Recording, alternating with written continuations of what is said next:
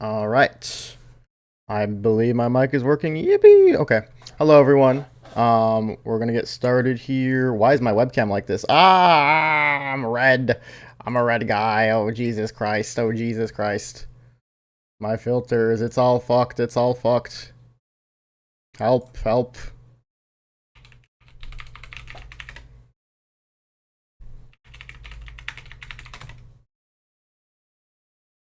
Oh my God. This is horrible.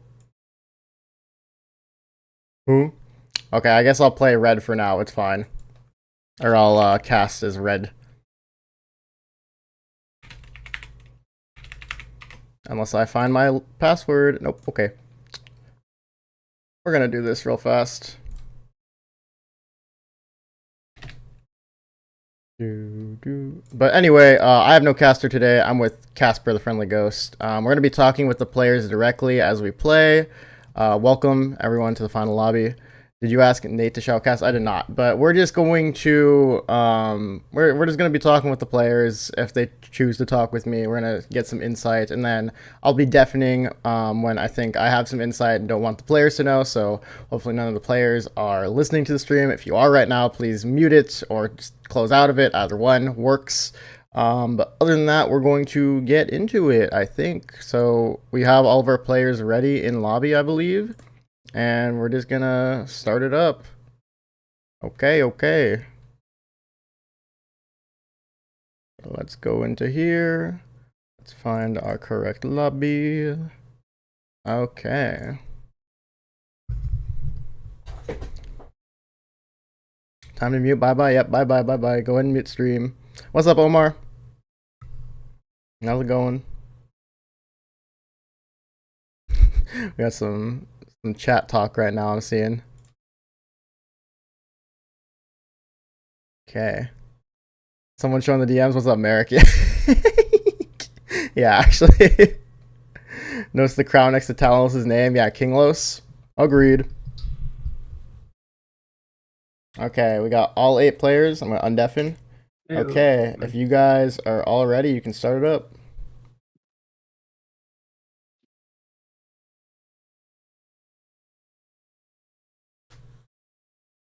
I'm ready to watch some good TFT. Yippee! Yeah, Omar with the hashtag Kinglos. Yeah, envy. Let's go. I got fans, guys. I got fans. It's over. You have simps in chat. It's very true.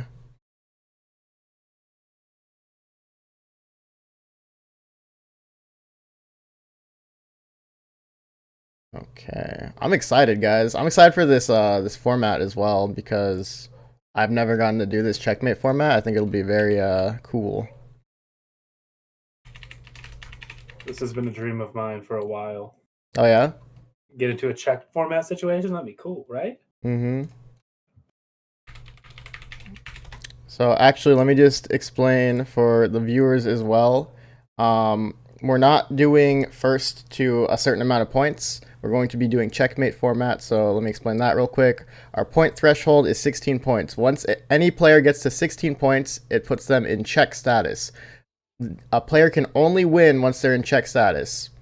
A player who goes first when they're in check status wins the tournament. So we could have multiple people who end up at 16 points. Let's say 3 different players are playing and they're above or at 16 points. One of them can win the game. However, if a player below 16 points wins the game, then we go through another game. It keeps going, and multiple people can end up in check. It can create some really cool and fun scenarios. So I'm excited. We don't know how many games we have in store today. It could be 3. It could be someone go first. They get 16 points in the first 2 games, and then they win the 3rd game. It could be, that's like the minimum amount of games we're going to play is 3.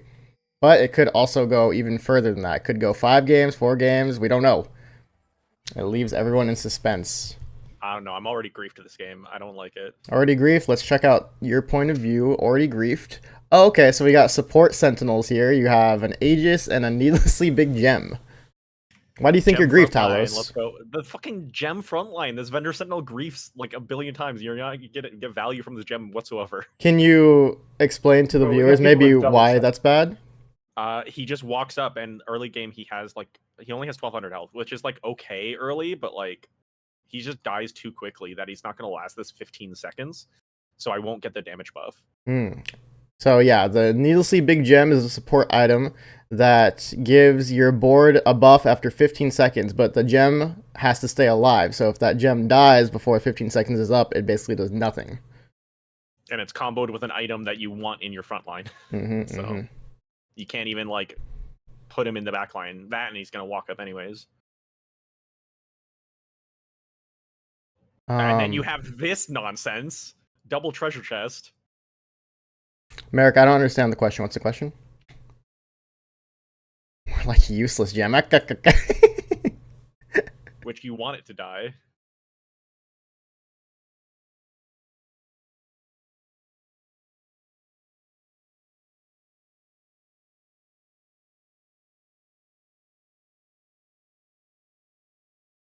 Okay, you can just get back to me with what that question means. I don't know what that means, man. Man, dude, can you stream your perspective? Or yeah, if you can, it's cool. If not, then we'll just make do. Because as long as I have, we have everyone else's perspective. So if we're missing one, it's okay. But yeah. Okay, so we saw Talus's board. Let's take a look at Mr. Kuyamon. We have, oh my gosh, there's some spice happening here. Wandering Trainer, Ghostly Invoker Behemoth. I will say that these support item sentinels are gonna throw some crazy stuff into the mix, along with whatever prismatic augment everyone took. There's a lot to unpack. Okay, I stand corrected. The first match, my gem survived long enough for the 15 seconds. I'm gonna deafen quite often just to give my insight into the game without like telling you guys what's going on. So if you ever hear me stop yapping, then I'm probably deafened. So I'm gonna take a look at Mark's board here. If I were playing this, the angle I would go for is probably some sort of Lilia with 2 Ghostly type deal, because you have the Behemoth, the Ornn, you can play a Azir, like 4 Invoker with a Loon. You don't even have to play Loon with Annie, Lilia, Azir. Probably that's a good end board to go for here. Got some hyper scouting. Ooh, he wants to keep this win streak. I like it. I like the fire in him. And all of these support items, especially with all the new items in place, are going to be kind of crazy. We see the treasure chest one, the little yellow one with the lightning bolts. When the sentinel dies, you'll see it in a second. It gives items to the 3 closest units to it. So that's a really great support item to have in this portal on your sentinel, because it's essentially just free items if you frontline your sentinel that are going to transfer onto your units.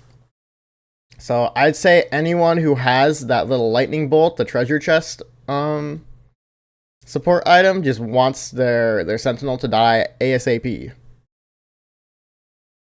I'm going to hop on board with Greek Maestro. Greek Maestro is filling for Puka today on our scoreboard. I believe we have Puka on there. We're going to get that updated, hopefully. And we're going to change that out for Greek Maestro. Yeah, we still have Puka on there. Ooh, Puka / Maestro, yeah. Maestro is the spirit of Puka. Actually, I'm going to tell Merrick right now to change that. Hey, Merrick, can we get an update to the scoreboard to change out Puka for Greek Maestro? Thank you. Okay. Take a look right here.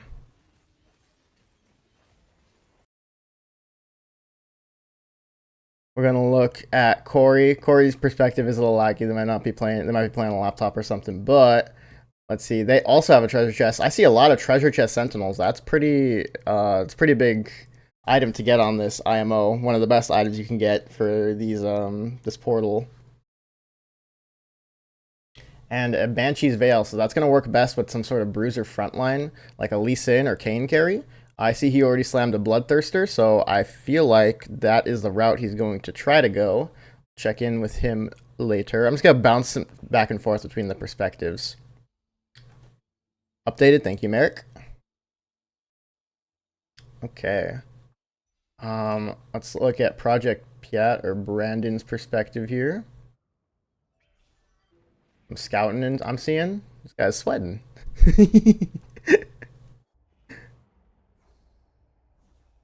Doing the big boy strat of scouting during carousel, so people don't know. You just outed him. Yeah, I'm gonna out a few of you while yapping. My bad, but I'll try and keep it even. Yeah. Okay. Interesting. So, Brandon, I'm assuming that you're trying to figure out what everyone else is playing right now. Yes, sir. Gotta find something open, right? Okay. So, It's not you want to super be, contested. yeah, you want to be uncontested because right now you only have a gargoyle slam, so you're playing flexi-ball. Yeah. I don't have any problem with building early tank because you can still play anything. But I want to just preserve some HP while trying to get this 5 loss streak, I guess. Okay, yeah, I agree with that strat. Every comp needs a tank, whether you're playing AD or AP. So if you have tank item slams, it keeps you flexible. It's not the strongest because you don't have a carry yet per se, but you are leaving yourself open to different possibilities. Yeah, and like a 1 unit loss right here, we take those. It's not even a loss. Let's see. I'm gonna look at shortbread here. Our actually shortbread, you have anything to say about your comp? Perfect. Penguin in a tuxedo hat. So shortbread will be communicating in emotes here, it looks like, which I love. We got a Randuin's and a Locket. Ooh, okay. Some straight up tank frontline support items. Yes, thanks for emphasizing that. And other than that, another frontline slam. So same thing as Brandon. You have a frontline slam. Nothing really committed for the backline or carry. Classy, yeah. Shortbread's very classy guy. Clearly. Thank you. Okay. Let's check in with Anthony. Oh, okay. Anthony has the 2 treasure chest sentinels. I think that is kind of broken for this portal. I think he kind of lucked out with this pickup because this is a new support item that I mentioned earlier, the little lightning bolt treasure chest. Anytime your sentinel dies, it's just going to give items to your units, and he has 2 of them, so that's 6 free items for him essentially. So as long as his dude dies, he's getting a lot of value for free. I don't know what kind of comp he's angling towards right now. Currently 4 duelists. Can I get a shift 1 if you're if you're going duelist, you think? There you go. Perfect. I don't know if that's shift 2 or shift 1, so I guess we don't know if he's going duelist, but we got confirmation of something happening. Envy in chat saying level 6 streak. It was just confirmation that he heard you. Yeah. He's just like, yeah, I'll emote, buddy, sure. It's control 1. Oh, control 1? Oh, my bad. I don't even know how to Yeah, emote in this game. Okay, we got Talos, 100 streaking. Talos, how do you feel in this position? I have no idea what I'm doing. I'm doing the best I can with what I've got. Okay. And honestly, it's kind of working. I mean, you are at 100 health. Yeah. I'm not going to complain about it. Like, I felt really bad at the beginning getting this big gem, but, like, all 5 fights, it survived long enough. So, sure. Sure. It's okay. something. I like it.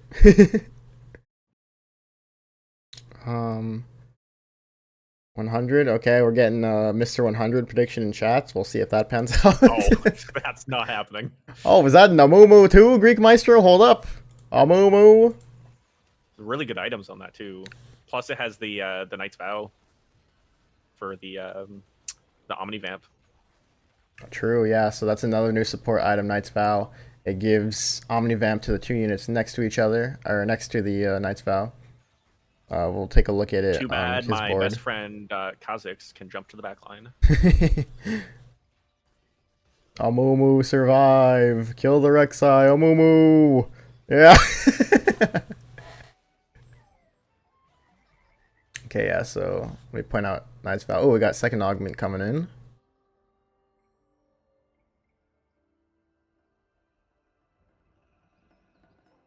I'm eyeballing Greek Maestro's choice here.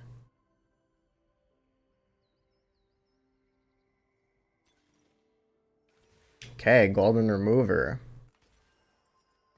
The Golden Remover is a new addition to this set as well, where it gives you infinite uses of Remover, so it allows for you to transfer items off of units you want to keep super well. So if he ever wants to take items off that Amumu, put it on a stronger Warden, that's totally possible. What's up, Nate? How's it going? Oh, that's cool. Yeah, it's a very cool item that was introduced in this set. Okay. Let's take Greek Maestro's board. He also has a Warden spat, so let's think about what Greek Maestro's angle is here. He's playing Warden for sure. He's committed to that Warden spat, and then he has a blue buff and a Nashor's on the Zoe, so he's definitely committed to an AP comp here. Blue buff Nashor's, it could be a lot of different units, honestly. It could be Lilia, it could be Syndra. I'd say he's just pretty flexible from this position, and I like that. He's still 87 HP, so pretty good spot for him. Solo casting today? Yeah, solo casting today. I also am undeafened in the call. So as you can see, Talos is talking there. Going Zyra carry. So I'm having direct conversation with the players, and when I have insight, I'm just gonna mute up and talk to the stream itself. We're just trying different things. I don't know if this is gonna be better or worse than having a caster, but since this is an experimental in our first like TFT tournament, it's almost like a V0, like a test drive, right? So just might as well try it, see how it works out. Okay. I have not checked out Mandu's board yet. Let's see what's going on here. Ooh, he also has a new support item. I believe that is the Locket something. I forgot what it's called. Moonstone Renewer? I was so off. Anyway, the Moonstone Renewer. Another good frontline item, just generally. As well as his Aegis. So that Aegis is going to buff his Aphelios and Senna he has in the backline. He also has, let's see, it's looking like some sort of AD angle, has the IE slammed. Generally pretty open, could play Kai'Sa, could play Ashe. Right now Kai'Sa's not in the best spot, I believe, this patch, so Ashe is probably more wanted, but we'll see what he chooses to go, what he hits later on. I swear Moonstone was in last set, wasn't it? No, it was not. That's a new item, because I've never seen it before.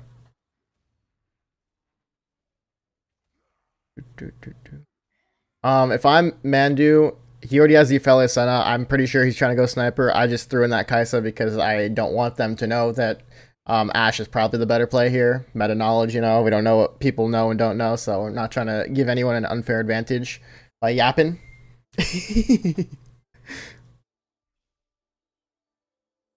Oh, no, you're right. It's reworking League. Oh, okay, gotcha. You League player, you filthy League player, you filthy League player.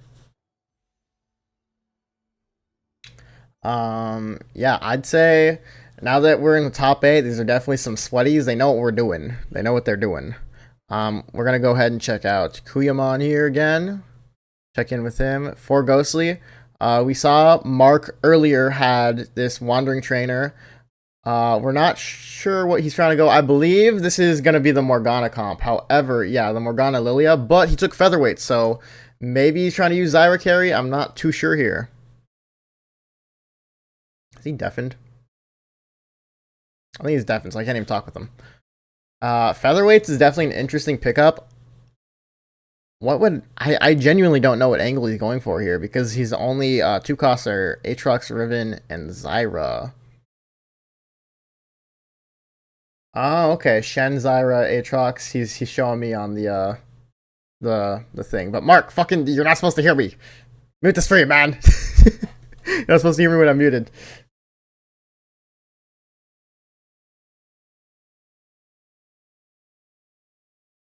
I don't want any funny business involved here.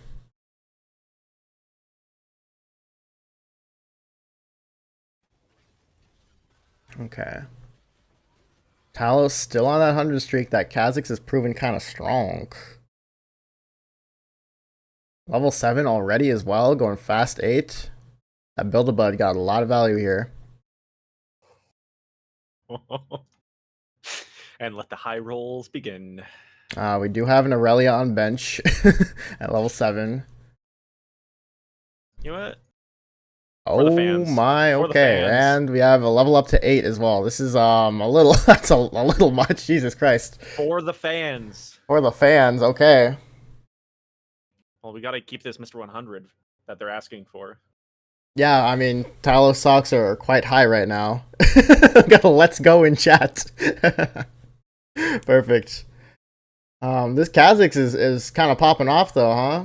This Build-A-Bud pickup was really nice with the items you had. I mean, this Aurelia also really works well with the because I have Blistering Strikes too, right? So yeah, true. So the Blistering Strikes augment. Any auto attack is going to do burn damage to the enemies. Aurelia likes to spread her blades around the whole board, so essentially every unit on an enemy board is going to be burning because of how Aurelia works and that augment. It's a really good combination. Must be a Skyrim chat. A lot of believers in Talos. Skyrim, okay. Let's check back in with Shortbread, down to 52 HP. They have a Lilia. Their items are looking kind of yikes for Lilia. We'll see how they're able to pull this off. Bow, glove, sword, belt. This is a lot of AD looking stuff, and they're trying to run Mythic. So maybe they're just running the Lilia for now because they hit it at level 6.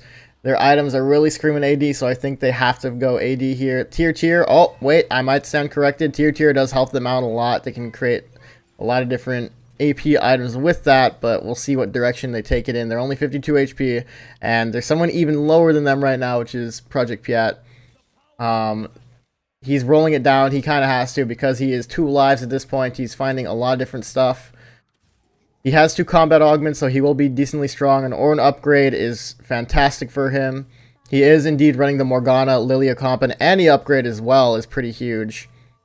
With those 2 frontline upgrades, he is looking very tanky, but he is missing something for backline. Currently, he only has a Shojin on a Lilia. That should not be enough damage to keep him up, so we'll see. Luckily, his opponent didn't roll down. Shortbread is still on that 50 gold.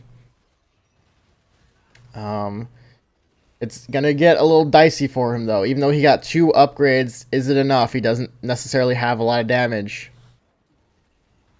We'll check in with him later. If he loses a life, we want to see every possible perspective of death. White people happy. See, the NA ladder shaking Robin Song's quiver. That is such a niche pun. Yeah, I didn't get that Skyrim one. I'm going to be honest, man. Alright, we got our last augment pick for Project Piat. What's going to help him most here? What is he thinking? Does he go triple combat? Does he go for the reinforcement because he needs Lilia upgrade? Nope, he doesn't care about that. He rerolls all of them. He goes with the Sage Crest. I mean, you can't really go wrong with it because you are indeed playing Sage. I personally think I'm taking reinforcement here just because I need these upgrades and I need to get to 9 since I'm only 2 lives. Every upgrade counts. He's thinking about his positioning. We'll come back to him. I think his board looks a little stable now. We're going to check in with Corey. Corey, mid-pack, level 8, 10 gold. Pretty standard spot at 4-2. Rolled it down. Couldn't find Kayn or Lee Sin upgrade. His items are a little interesting as well. He has BT, Heavenly Spat, Reaper Spat on his Lee Sin, and then Thieves Gloves on his Kayn. This is a bit of an awkward spot in my opinion. Is because these carry items are not going to be very consistent later on. I believe that this is going to fall off even if he hits the upgrades. But he doesn't have many more resources to go. I think he just kind of got item fooked here, it looks like, with a lot of belts since he has Warmog Redemption on that Nico. So if I'm Corey, I'm just kind of hoping to squeak out a top 4 here. It should not be a win unless he Omega Big Brains it, but I may stand corrected. Check in with Mandu, 38 HP. He's scouting. He wants the position. 50 gold, still level 7. He did not transfer to level 8 at 4-2 like everyone else. He is putting in all his wardens. It's looking like he's going to go for the default sniper warden comp happening in this current meta. Gonna be looking for that Ash for that set. It's just a general strong top 4 comp. Sounds good to me. Makes sense. He is gonna be dropping down to 2 lives here though. Taking that hit from Backshots. I love that username from Backshots or Anthony, who's playing Vertical Duelist. Let's actually check in with his board as well.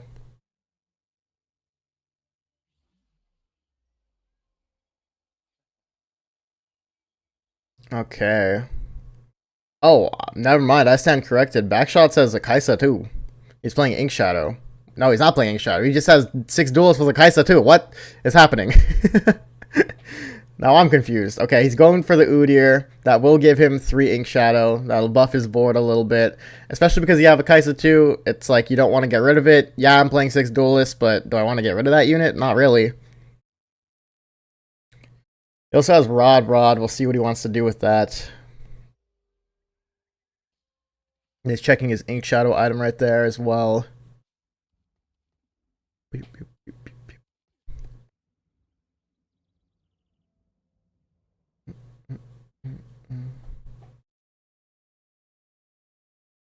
Okay. Ooh, 1-off Volley Bear 3.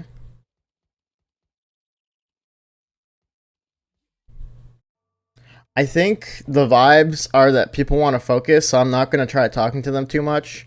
It was a good experiment. We just wanted to see how the vibes were. I do think having someone to cast with is probably better, but we're learning here, you know. Oh my god, the darkness. Help. We're going to switch over. Back to Greek Maestro's point of view. Sitting pretty at 59 HP. Actually, he has the Ash 2 with a Hextech and a Last Whisper plus a Syndra. He's got dual carries with Warden. Greek Maestro is always such a flex player. Even yesterday when I was watching him, he kind of just played flexible to the point of I hit what I hit and I'm just slamming items. So that's just a general good way to play. A very strong play style because it lets you capitalize on hitting this Ash 2, right? Like he only had AP slams and then all of a sudden he got a bow and a glove on his item drops, I believe. So he just said, "Fuck it, let's play Ash." He hit the Ash, might as well. I fuck with it. Checking with Shortbread. Ooh, okay. Shortbread did indeed hit the Lilia 2. Pretty strong looking front line, almost 7 mythic. Waiting on the Hui. Oh, they have a Hui on bench.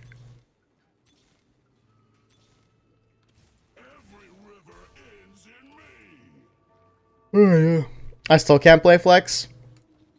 You need a different mindset to play Flex, you know? No, It do depend. Not like this. Bro, your Kha'Zix wants to go shake hands with my fucking Lilia. You're okay. Yeah, he's Shake my hand. He's my best bud. I don't like him. He's a bud. But I don't want to be the one to kill you on the first game. I'm sorry. Mort already killed me, dude. It's fine. Oh no, we're fine. Okay, it wasn't me. I didn't do the deed.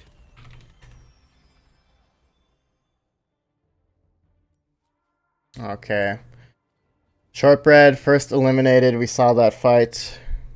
GS diff, you think if they slammed the Giant Slayer it was a diff. It looked like there was a lot more units on board, so I'm not too sure about that, but no one with this checkmate format, no one can be counted out. So even though Shortbread confirms only 1 point here, it's not like they can't make a comeback.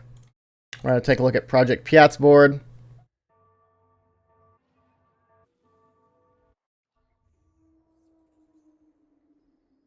He's at 2 HP. Level 9 is not really near at all. He's going to need to survive a couple more rounds if he wants to get to level 9. Not many more upgrades you can ask for here, though. It's just a Morgana. It's just a Nico. Okay, he does hit the Morgana pair, so does he roll down for it, or does he try and go 9? He is going to roll down for it. What's the minimum points needed? Minimum points needed is 16. Once you hit that 16-point threshold, it will be whoever gets first. So you have to have 16 points, and then the next game, you have to get first. If that makes sense. He does hit the Morgana. He is going to make it. plus 7-point bonus for getting Mr. 100. That is not a rule, but you do get bragging rights from Mr. 100, and Talos is on the way there. It's looking like it's kind of crazy that he has not taken any damage yet.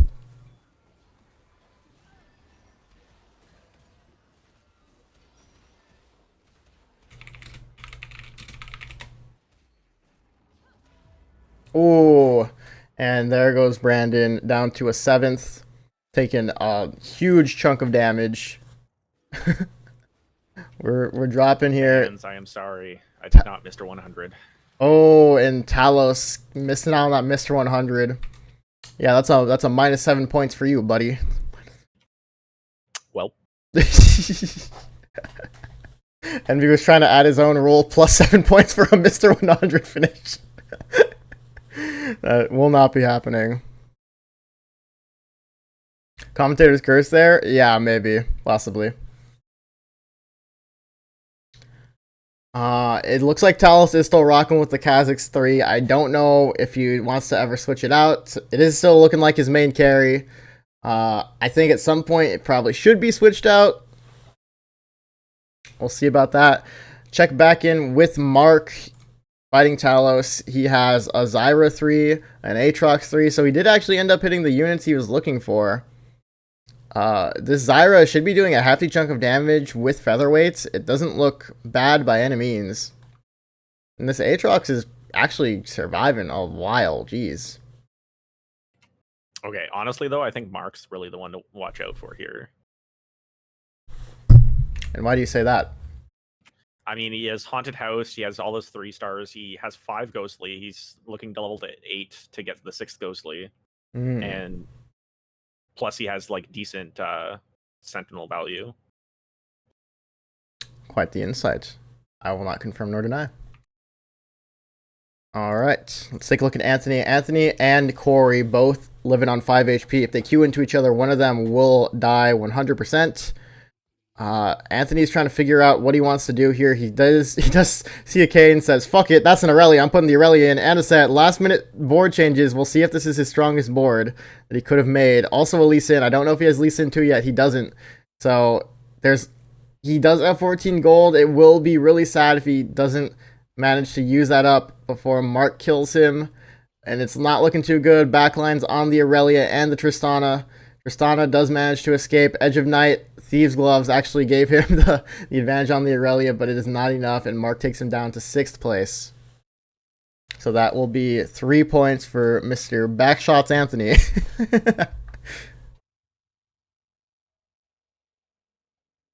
And Greek Maestro was streaking, but just taken off that streak by Mandu.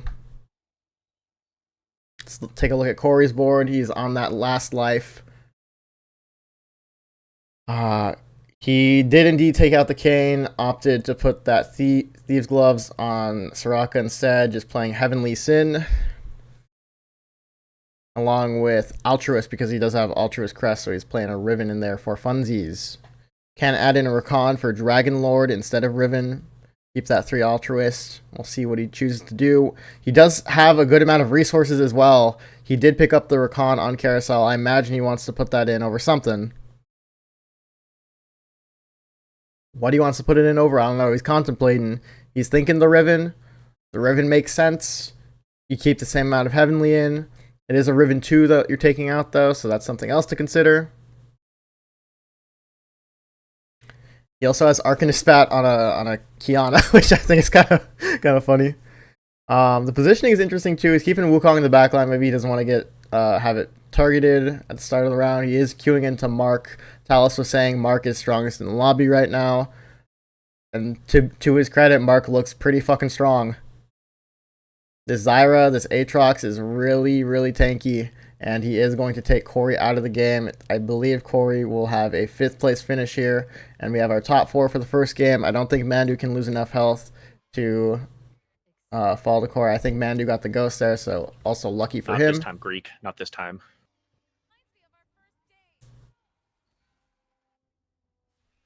Got your payback.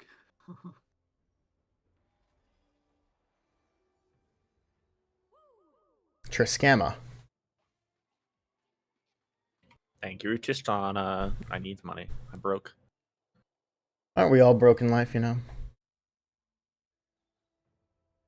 I'm more like broken. Oh, Mom, that's sad. Oh. And I'm definitely broken inside right now. Oh, that's also sad. Why is everyone broken? I need to be woke up in there like Evanescence, for real. Wake me up inside. Cat out here needs a hug. Except for on the ad libs for sure. Who The part that's who like from I chat can't is wait offering Cat a hug? So it's looking like Mandu did end up with the 4 sniper, 4 warden board. Even has the Syndra in there for faded and an Udyr for fun. Oh wait, he doesn't have faded yet. Oh, he is missing the set, so he's waiting on set. He does have a Syndra that's gonna give him faded once that that set comes around. Oh, it looks like he's doing pretty good against Talos. I mean, he has so many upgrades, it makes sense.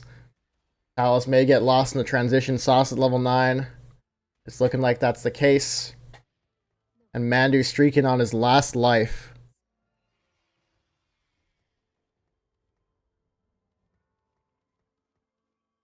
$14 HP. It's looking quite close. Greek Maestro also on his last life. Zeke's Protective Vow. He has all the sets. He's actually also playing Sniper Warden, same as Mandu, but it looks like Mandu's just got a bit of an edge on him with all of the upgrades and items he has.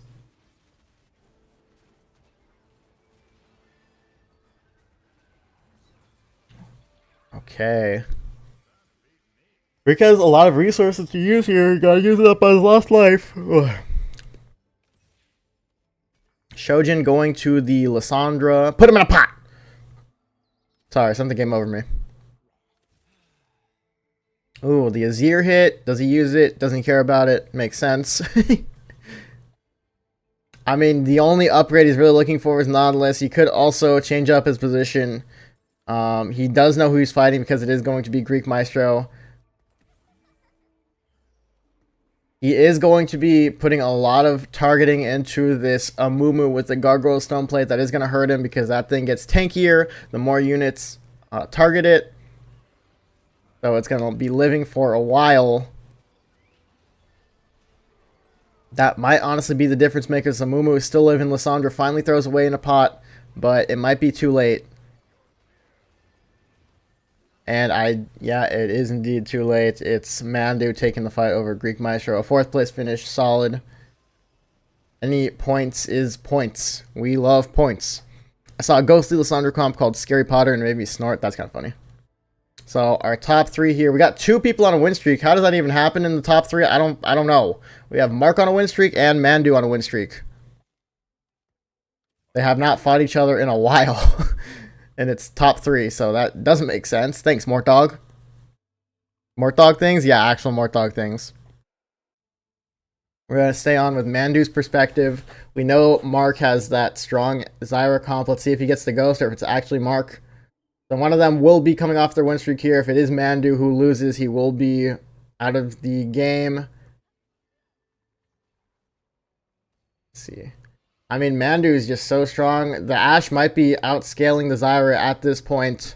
I would not be surprised if that's the case. 4 cost should be stronger than 2 costs in theory, but the fight is looking quite close. The main tank goes down. Aatrox is down. Ashe is the last target. Oh, it's really close. Mandu living on 1 HP because it's only Zyra left up. That's kind of crazy. What improvements could he make to that fight? Mark is making his board even stronger with a Soraka too. Scary stuff. It looks like Talos also lost his fight to the Ghost. I don't know which Ghost he was fighting. He is still rocking with the Kha'Zix carry. He does have the Aurelia 2 at this point. I don't believe he has any Duelist in though. Monka S. Yeah, he does have Aurelia 2, no Duelist. I think it would be optimal for him to get rid of that Kha'Zix and put in a Duelist. But he's cooking something. He is going to fight Mandu. One of them will be dying here. Mark gets the Ghost. He'll probably secure top 2. The Kha'Zix is close to the Ashe. It might be jumping away. Oh, the Kha'Zix is running away from the Ashe. The Ashe does live. And it's looking like Talos will be taking the third here. I don't think Aurelia can clutch this up. Kha'Zix, where are you going in chat? So, fan favorite Talos going down to the third. It is a 1v1 between Mark and Mandu. Can Mandu pull this off with 1 HP?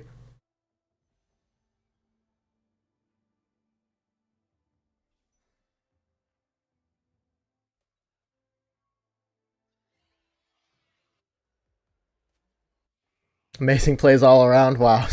Beautiful. We're gonna look at Mandu's board. He does hit the set too. He has faded online. This is about as strong as the Warden can get. He is even using the Thieves Gloves tech. He put Thieves Gloves on an item on a unit on bench. My bad. On a unit on bench to check what items it's going to give, and based on what he sees, he gives it to set.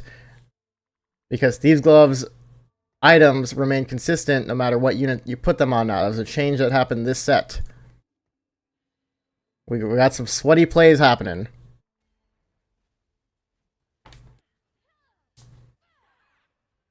Final fight. He doesn't pick up the Aatrox. He picks up the Sentinel instead. Still a hefty amount of damage done by Set into Mark's clump. The Ashe looks very safe. All the front line is traded out. It's just Zyra left on board. Oh, Zyra still picks it up. Oh my god. Wait. Zyra kind of crazy. Mark finishes it off in first with a win streak at 39 HP. I couldn't find a Lux. I saw that Greek Master. He had 3 porcelain. That was sad. I saw you had the Lissandra too, no Lux.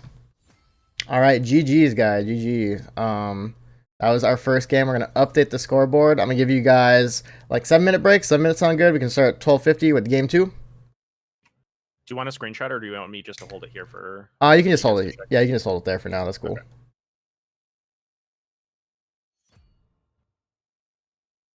And then Merrick will update the scoreboard for us. Yeah, we already got it all updated. We're good. It's a lot easier with only 8 people. Okay. I'll be back in a second.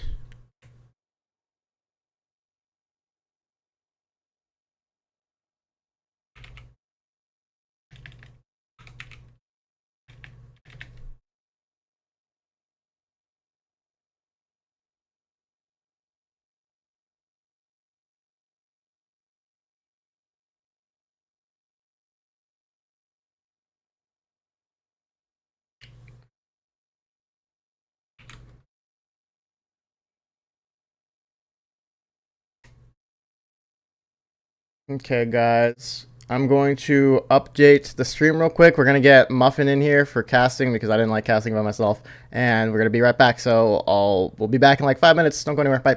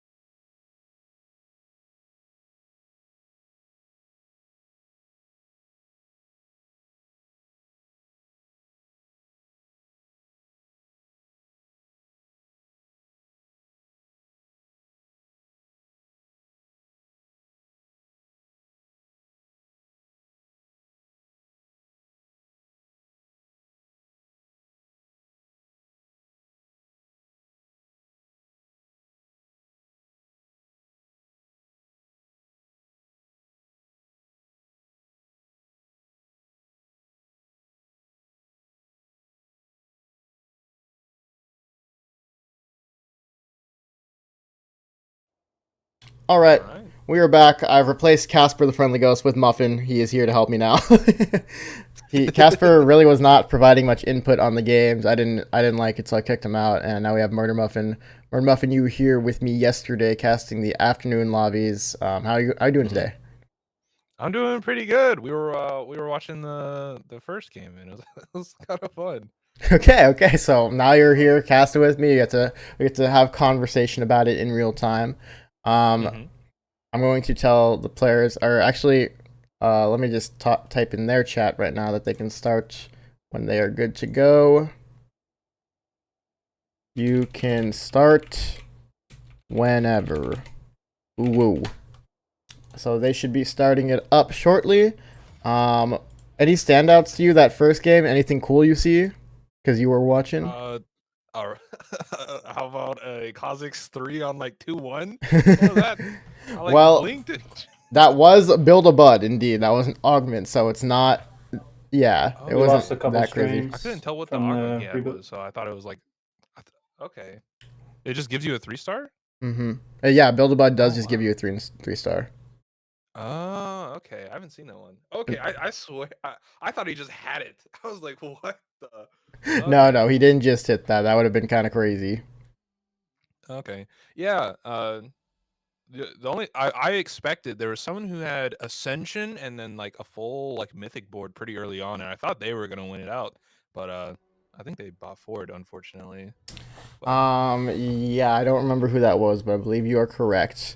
Currently Mark is in the lead with that 8-point finish. I believe Shortbread's in last with that first with that 1-point finish, but with this checkmate format, it really still could be anyone's game. Even if Mark goes first here, he has to go first again if he wants to win it all. So there's there's a lot of opportunity for people to come back. It's a really interesting format. We do have. Go ahead. No, go ahead. I was just gonna clarify. So the rules for checkmate are you have to have 16 points and then get a first, and that's how you win. Yeah, you have to have 16 points and then get a first. Okay. Yeah, that makes sense to me. But so if you have 16 points and another person has 16 points and neither of them get a first, then it keeps going, and then there's probably going to be someone else who ends up at 16 points eventually. So we could get a situation where everyone ends up at 16 points, then whoever wins that game wins. So we don't know what's going to happen. Incoming. Yeah, no, I think because 16 points is actually kind of low, it's usually 20 points just for time's sake. We don't want to keep everyone here for 5 years. We made it 16 points. Yeah. But I think average, if I had to guess, this will last 5. By my estimate, it'll be 5 games. But I could be surprised. Yeah, it could be. It would be very impressive if Mark was able to pull 3 firsts in a row and like get this pretty quickly. But yeah, and that has actually happened at a Worlds before, where someone just went first, and they won it in 4 games. So it has happened. It can happen. So gangster, dude. Yeah, it was kind of crazy. The griefing will be real, says Envy. Yeah, that's another thing you have to think about. They can grief each other if they know that someone is at that threshold. They absolutely do not want them to win the game. So if their game is already out, they might just try and grief the other player. So other strategies could be involved here as well. Let's go. Chaotic plays now. Yeah, it will make everyone more desperate. It'll be really interesting. I am looking at Greek Maestro here. He is picking his first augment. We got birthday present. Oh, I'm so down for birthday present. March of Progress, actually. Okay. So you don't see that too often, mostly because you are stuck at level 7 for so long when you take March of Progress, meaning you have to play some sort of 3-cost reroll, and I don't think there's that many 3-cost rerolls that are too strong right now. Actually, I stand corrected. Let me think about the meta, and Zoe Zyra, pretty strong. So I see that he has the 2 Zyras on board. He has a Nashor's Tooth. I believe that's probably what he's going for. He notices the Riven. He could have played Story Weaver, but he has twin Zyras on board instead. There is Zoe Zyra. There is Duelist, which obviously he doesn't have much line into with just a Yasuo 1. But then there's also a Loon. A Loon Umbral is a potential. You know what? That's true as well. I think I just suck and forgot about every unit in the game. So you're right. There is a lot of options for him. Yeah, those are the ones I would think of. But I don't know. This is probably the best that he already has like the double Zyra. So and then he's about to level up and get this Riven in. So Yeah. that's not bad. Ooh, and Triskama coming through. She is going to give everyone gold. It's almost like everyone just makes a little bit more income now, so we're gonna see a lot higher peaks for boards most likely, and probably more people making it to level 9. That's not going to be the case for Greek Maestro because he has March of Progress, so this might actually hurt him, but this does give him more gold to roll with at 7 and 6. Not good for March, Like yeah. he's opting for the Loon build. Ooh, okay. He's committing early. He's making as much money as possible. I can respect this. I think this is a good play for him, knowing if he understands that he's at a disadvantage because of that Tristana encounter with his March of Progress, then I like that he's just like committing to a resource. He knows that he needs to commit to something and invest everything into one instead of leaving himself flex and open, but hoarding gold. Mm-hmm. Going right into is that back shots? That's back shots, all right. Yep, you got it. Yeah, who's already level 5 on 3-2. A bunch of one stars on their board, but they're kind of like walking through his team. I think it's a heavenly board, so a heavenly dragon board. Yeah, and we see another econ augment actually. I believe he has going long. I have not seen much of going long anytime recently. It's actually one of my personal favorite augments. It's always been kind of bad, but I actually enjoy playing with it. Just because you get to pump levels. We'll see if Backshot does pump to level 6 at 2-6, because that's my favorite thing to do. I'm going to take a look at his perspective right now. He is Anthony in Discord. Okay. Fun fact, they called him Backshots in middle school. That's why he named himself that in TFT. I just made that up. Is he just so good at basketball? Or? Yeah, 100%. Yep. No, I just made that up. I don't know a thing about this guy. I just met him today. Lilia already on 3-4. Okay, yeah. So that's Corey with the Lilia. They do have starter kits, but you know what? Lilia is a pretty good one to get in this current meta because the Lilia Morgana combo is very scary. It's a classic comp right now. So if I'm getting Lilia from starter kit, I'm not too mad about it. If I'm getting Lilia in real life, I'm enjoying myself. I was thinking so much yesterday about how I came on and I was like, okay, I'm gonna try and talk like professional. And then I remember I went into like a game and you were like, oh, everyone's getting cucked in Lilia. Oh, Lilia. Yeah, we are not very professional here. My bad. Yeah, what's up, Ari? Why is everyone giving me question marks in chat, huh? Can we not agree that Lilia is hot? Okay, we're not going into this again. We already had this conversation yesterday. Let's just move on. I'm on board with Talos. He is at 100 along with Mark. We're going to see what item he grabs here. I can see on the side of his board he's running 4 Arcanist, 2 Warden. I saw Kat running this yesterday as well, this Vertical Arcanist comp. It did her well because she went first with it. I don't feel like Vertical Arcanist is really played much at all. But maybe there's a spot for it. Maybe it's an undiscovered tech. A Team Fingies tournament exclusive? It's really made me curious on if Lux is actually a unappreciated unit, because it actually was doing a lot of great work, stunning a lot of units early on. 100%. Just one-shotting units in the back line. So yeah, the Lux stun is great util, and can even one-shot if someone has what's it called, an unupgraded 4 cost and you have a Lux 3. I mean, it's getting 2-shot pretty much, so it kind of punishes those people for playing unupgraded carries if they're forcing like a specific comp like Ashe, or if they're forcing a Morgana, something like that. It can be pretty punishing. Yeah, it's probably also a little bit more. Oh, sorry. No, sorry. It's okay. It's irrelevant. Nate was just calling me a brony.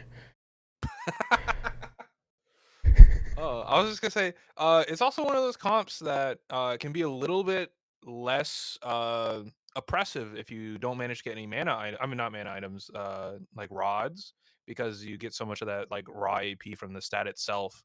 So as long as you have like 1 mana item, you generally have a champion that at least is doing some damage. So even the Lux 1 can provide util to the team against something with hard corner carries.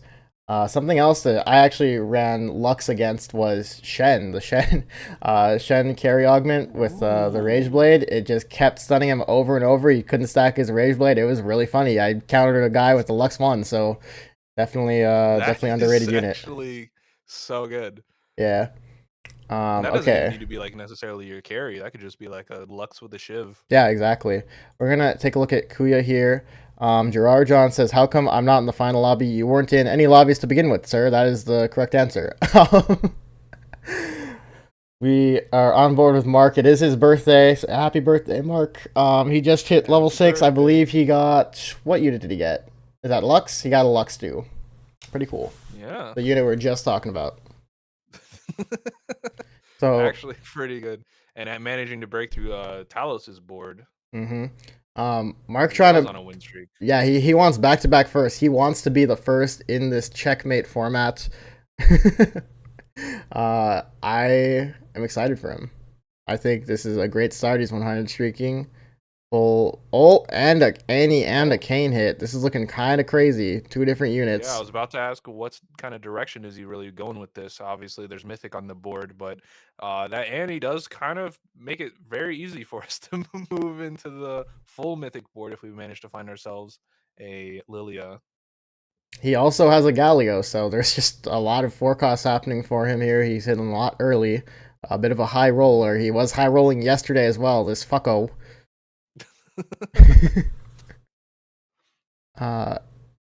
Everyone's giving happy birthday Mark in chat. Perfect. I do want to take a look at Shortbread actually. Shortbread did end last game in 8th place.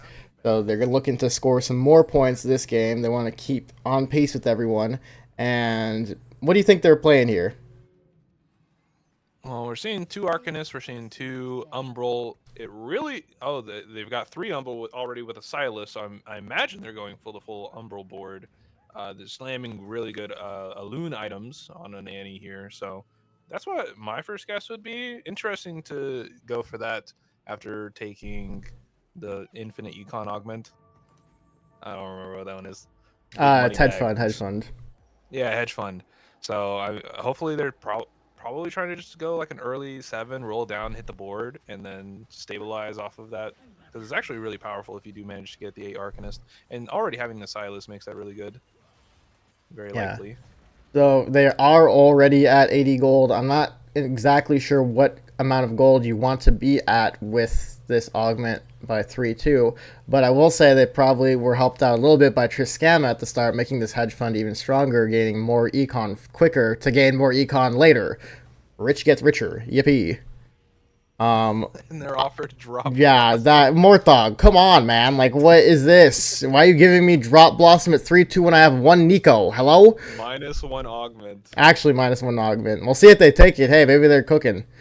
Oh my god, they took it. They do. Okay, we're going Drop Blossom. They are. I mean, they do have 5 Nikos at this point, so maybe something's there. Part of the line I don't see. Yeah, I mean, they're level 6 full econ. They might just be planning to slow roll at 6 now. Let me just say, Shortbread is cooking. I will say that with this augment take, they do have 5 Nikos at this point. They don't have any items for the Nico though. Usually, I believe best in slot is Bloodthirster, Archangel, and Titans. Titans and Archangel for scaling throughout the round, and Bloodthirster for sustain.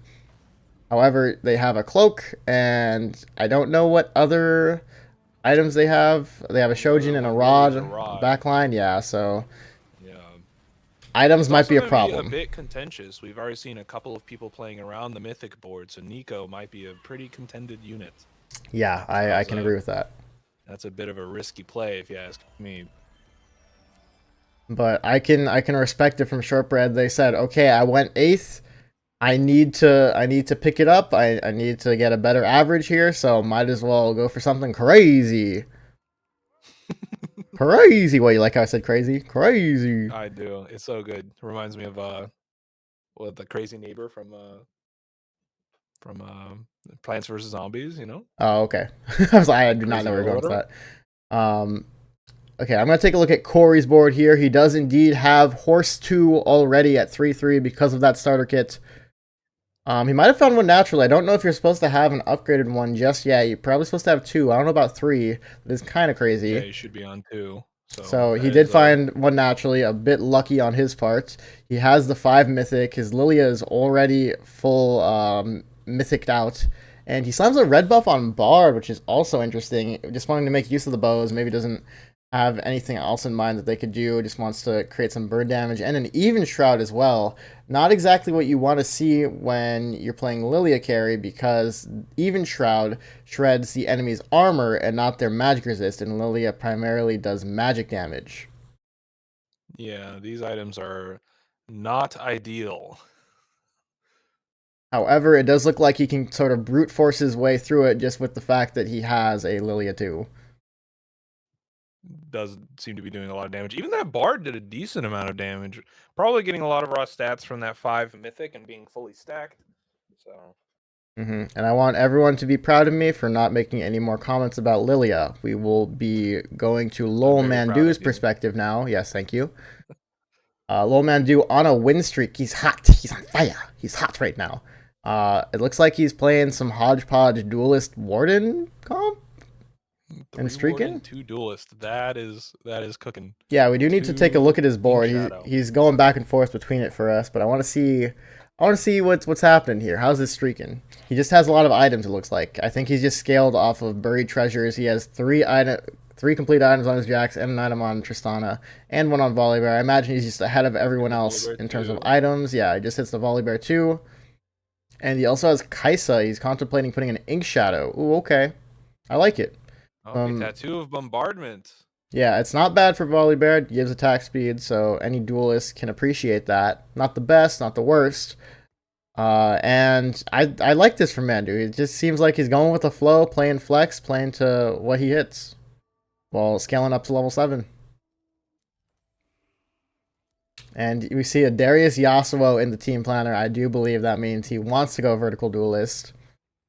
Yeah. I doubt Ink Shadow Duelist is really what anyone has normally in their playbook. But yeah, I think we got some chefs in the kitchen right now, Muffin, between Shortbread taking that Nico augment, Mandu playing this interesting board. I want to throw it over to another chef. We saw him earlier in the game. I want to see how he's doing now as Greek Maestro.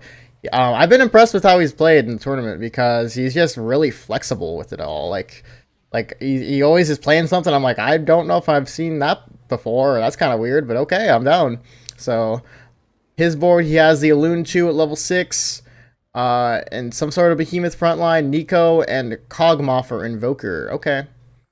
Yeah, seems like he was trying to make something work here with the Umbral, but not hitting many of the units, unfortunately. Well, let me add to that. Yeah, so I will add to that. Yeah, it does indeed have March of Progress, so he's saving everything for a level 7 roll down, it seems.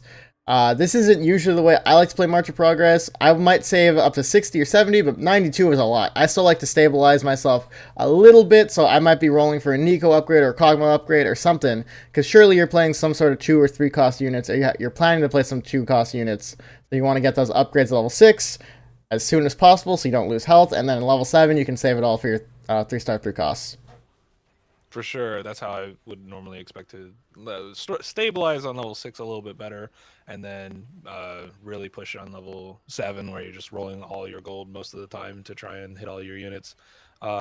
This lobby does seem to be a lot less aggressively played by the top players. We don't have any hundreds anymore, and no one's turbo losing. It's not that aggressive between the top and bottom, so maybe they're saying, oh, the lobby's not that strong, it's not a big deal. Though 51 HP at 36 is a little scary. I mean, now he's level 7. I'm assuming we're going to see a large roll down from him. I will be putting Nate in horny jail in chat. I love a man who's flexible. That is worse than what I said earlier, so you were going in jail, buddy. We do have Shortbread at 32 HP. I want to stick with Greek Maestro for his roll down, though, because he is rolling down to 50, it seems like, at Wolves. He wants to hit this Elune 3. Ooh, he does pick up another Elune 2 on bench. 6. Pretty close to it already, yeah. And a Silas. That's a nice pickup. Silas. Yeah. Yeah, so we're already up to 5 Umbral. If we can just manage to get a lucky set, this is actually a goated scenario. Yeah, set at 7. We want to see with Aurelia. Well, actually, I might have personally. Wait, the Azir? He doesn't want the Azir? Uh-oh. I personally like the No, Azir Kog'Maw over 1 the goes hard, Kog'Maw. crazy Yeah, enough. I guess Kog'Maw 1 goes hard, yeah. The Azir pickup, that was definitely a mistake. You want the Azir over the Kog'Maw. That would have been great for that Dryad buff on Ornn as well, make him a little bit of a tankier front line. And also, Aurelia is worth keeping because if you get that Umbral spat, Umbral Aurelia goes pretty crazy with 6 Umbral, even if you are playing the Elune carry. So that could have been a nice hold for him just to see if this last augment is going to give him a crest. There's a lot of opportunities. I think he just missed out on that roll down. He might have just been tunnel visioning on this Yone and Aurelia 3. Or not Aurelia 3, Yone and Elune 3. Yeah. Going up against Shortbread. Shortbread's Drop Blossom actually got 2 good items on her Nico. Yeah, these are the items you want. It looks like he will pick up the win. This is what we want to see from Shortbread. And I actually want to check in with Shortbread to see the gold count on them right now. We see 108. Okay, so they are still above 100. They are racking it up.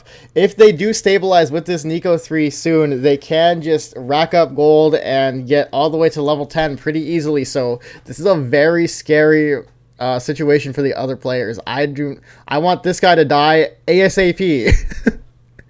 That is 118 gold on level 7, 3 Nikos off. Are you rolling or are you just leveling? Like, are you rolling it all down? Or I mean, if I'm 3 Nikos off, I am rolling. He is going for set. I probably would have tried to stay 6 and rolled it down. Honestly, right now, I'm rolling it down for a Nico 3 just because I want to keep my health. As much health as possible. He does hit Diana. He's one off Nico. He's rolling for it. Oh, he's not going to find it this round. I'm not entirely sure what the Diana is for. He also just has an Ahri. I don't think you want that on board. I think he might be getting lost in the sauce a little bit, not entirely sure what exactly he wants. He also has Titans on his Nautilus. I do think you'd rather have that on the Nico here. And I think because of this, he will be punished and drop down to 2 lives. Ah, it's scary. Oh yeah, this is a very scary position to be in. Yeah, so you don't want to die young and rich, tall and handsome. You don't want to. You want to die when you're old and poor. So this is a life lesson for everyone. Use your gold before you die. Or just give it to your kids or something. I don't Or know. yeah, trust fund. You can't take it to the next game. But Shortbread does not currently have Shortbread Jr., so I don't think this is possible. He has to use it now. I also want to check in with Anthony Backshots. He has Rabadon's, JG, Trojan Morgana. I believe he just hit it. He's level 8. He's keeping a lot of gold, so I don't believe he wants to go for a level 8 roll down. He's trying to keep gold for level 9, possibly. Very risky when most of your board is unupgraded. Yeah, we do have a couple of people that are starting to make pretty strong boards. As much as Shortbread's is like low HP, that is a pretty good Nico board so far, and this is a pretty strong Elune. Yeah, this is the point where you really do need to stabilize pretty hard and down to 6 HP, 1 life. That's probably gonna have to roll down on 8. Yeah, so he is down to 1 life. Very scary for Anthony. He needs to use those resources. Shortbread also dropping down to 1 life. Both of them in the danger zone. What's your WeChat? Not now, Cat. Not now. I will take a look at Mark here. Middle of the pack. Our winner from last game. Soraka adds a support item. This could be huge for some people, depending on the support item they get. Banshee's Veil can change up the game for anyone playing a Bruiser frontline. I do see a Vampiric Scepter. Is that what that is? What is the red one? I don't know what that big red one is on Aurelia. But we see some people taking Chalices. Obsidian Cleaver could be nice if you don't have any Shred yet. Support items do indeed change the game up quite a bit. Yeah, honestly, they might just be like us and be like, what the fuck is that item? That item's really bad, I guess. I don't know. I don't know, who knows? Not me. Mark is indeed playing Faded. He takes the Randuins. He's only playing 4 Faded. I think he... Wait a minute! Oh, you just see it? Yeah, I just saw it. I didn't see it before, but I see it now. Uh-oh! Yeah, I just saw it when you said it. That's crazy. So, that's guaranteed. Because he just needs to wait 2 turns. Okay, that's very interesting. Big threat just emerged in the lobby. I don't know if anyone else is seeing that. What a beast! Yeah, this is That that's is kind of crazy. cooking. Yeah. I'm assuming he already had a Cinder 2 and then took reinforcement and got another Cinder 2 and said fuck it. Oh, I wonder Talos if been birthday signaling for present days. and, Oh yeah, maybe his birthday present gave it to him as well. That would have been crazy too. Birthday present plus reinforcement. Wow, what a combo. So very scary for Mark. We'll check. Keep an eye out on the side. See if Shortbread or Backshots gets taken out. They're fighting each other. One of them will die here, and it is Backshots going down to 8th place. Shortbread lives to see another day.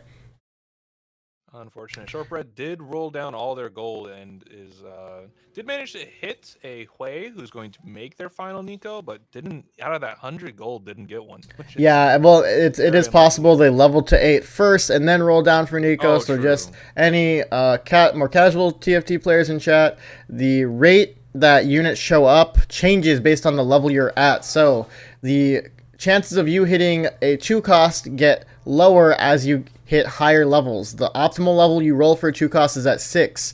If Shortbread rolled for Nico at level 8, you're not going to be seeing that many 2 costs. You're going to be seeing more 3 and 4 costs. So you want to stay at level 7, roll for your Nikos, roll for whatever 2 cost carry you're going for, and then go to 8 if that's going to be your carry. Going against Talos right now. And I believe the lobby is just now seeing what's on Mark's bench, probably pinging it. It seems like Talos was pinging it, but no one else noticed. And Shortbread is going to go down here to Talos at 7th. Ooh, that makes sense. Yeah, Omar, you want to roll for your units at the best shop odds possible.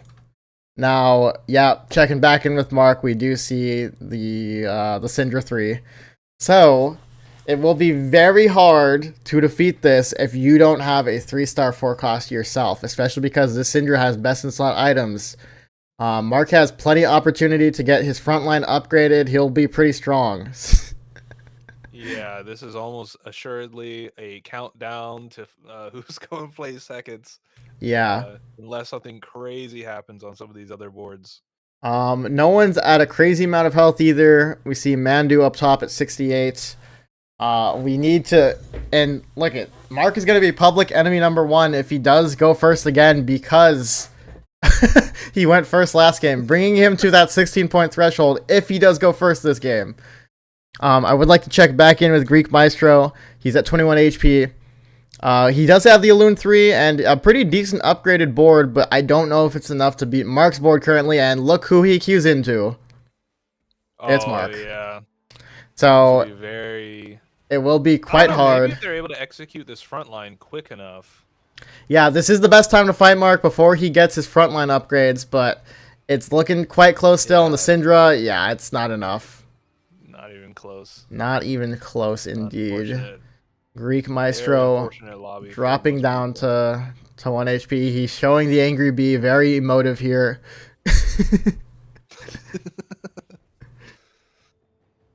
Don't worry, this is where he pulls a set. I want to check in with the others, see if they can form up some sort of board that maybe can take down Mark. Project Piat is at level 8, 60 gold, so he has a lot of resources. He could somehow outscale Mark, but it doesn't look like he has plans on going Kane 3 or anything like that. Just check in with Mandu here. What's Mandu got? Mandu, not even Volibear or Triss 3 happening. All of his resources spent. It looks like he's just going for the top 4. Does have Carry Lee Sin though, so that's nice for him. Boom. You got Talos, level 27, going against Mark right now. And Morgana carry. Was able to kill a lot of units, but not even close to beating the Syndra. Yeah, not close at all. And looks like Greek Maestro did lose as well. I believe he's getting cutscened. Yep, that is a cutscene indeed. He's going to finish in 6th. We see a Cho'Gath 3 from Corey. Maybe that'll be a difference maker. The Even Shroud Cho'Gath. Really gonna You never know. Maybe he's gonna. together. He's gonna canonically Cho'Gath is pretty strong in the League universe, so maybe he can eat everyone. I don't know, man. I'm just trying to find something. Basically, everyone's fighting for second right now, based on what we scouted. Mark is kind of secure. He even has the Azir 2. Fuck it, he has Azir 2 plus Baby Azir. Like, why not? He has a Cinder 3. He can do anything he wants. Who is like the canonically strongest character in this set? That Kindred, actually. Oh yeah. I mean, I guess if you're literally death. Yeah, it would be Kindred. Fair enough. I'm gonna take a look at Lil Mandu's board. He is fighting Talos. So yeah, the name of the game right now is who can fight Mark the least, and you will end up in second. That's literally what it is. Just spelling it out. It is coming down to RNG at this point. Fight RNG. 07 from Greek Maestro. It's okay because anyone can still win this. Even if Mark wins this, he has to get first another time. So it's still anyone's game. That is the beauty of checkmate format. Who do you think is coming in second here, though? Let's do a quick look across some of these boards. We got a strong board from Project Piat, Heavenly, Kane, Lawmandu, a decent duelist board, and then obviously there's Mark. I think if I had to say, probably Talos's board doesn't like evoke any super strong sense for me. And there's not many tank items on Corey's board. Probably like the Heavenly Kane or the Duelist is who I'd have to go for. And they're actually going against each other right now. Project Piat and Lawmandu. Piat second. Don't think the Duelist board wins unless a Duelist. Fair. And Project Piat is indeed on that win streak currently. Probably hasn't run into Mark yet, luckily for him. And does manage to beat out the Duelist board, so. Okay. Corey also living on 1 life. Mark's board getting a little bit stronger with each round. He just got his Ornn upgraded. Sitting on a Azir 2 as well. There's some weird like Brazilian funk playing. I don't know why YouTube does this and gives me like weird ass fucking music when I don't want it.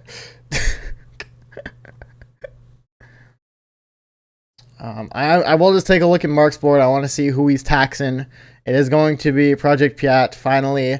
Project Piat, 50 gold though, level 9, so he could make it to 10. It looks like Mark is going to be capped out at level 9, so there might be a chance. I don't know. Maybe. It's a Wukong 3 angle. Wukong 3, fuck it. I'm down.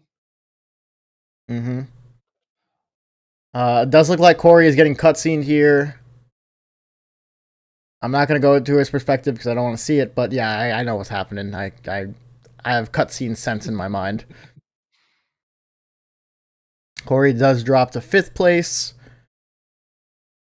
Top 4. We got Talos on the chopping block. Yeah, Talos. Everyone has 2 lives, though, so we're not going to see anyone die anytime soon. Talos kind of out of resources here. Only 10 gold left. Project Piat, the only one with resources left, really. Where's Alune when you need her? I died, so the Alune should be there. You did have a lot of Alunes.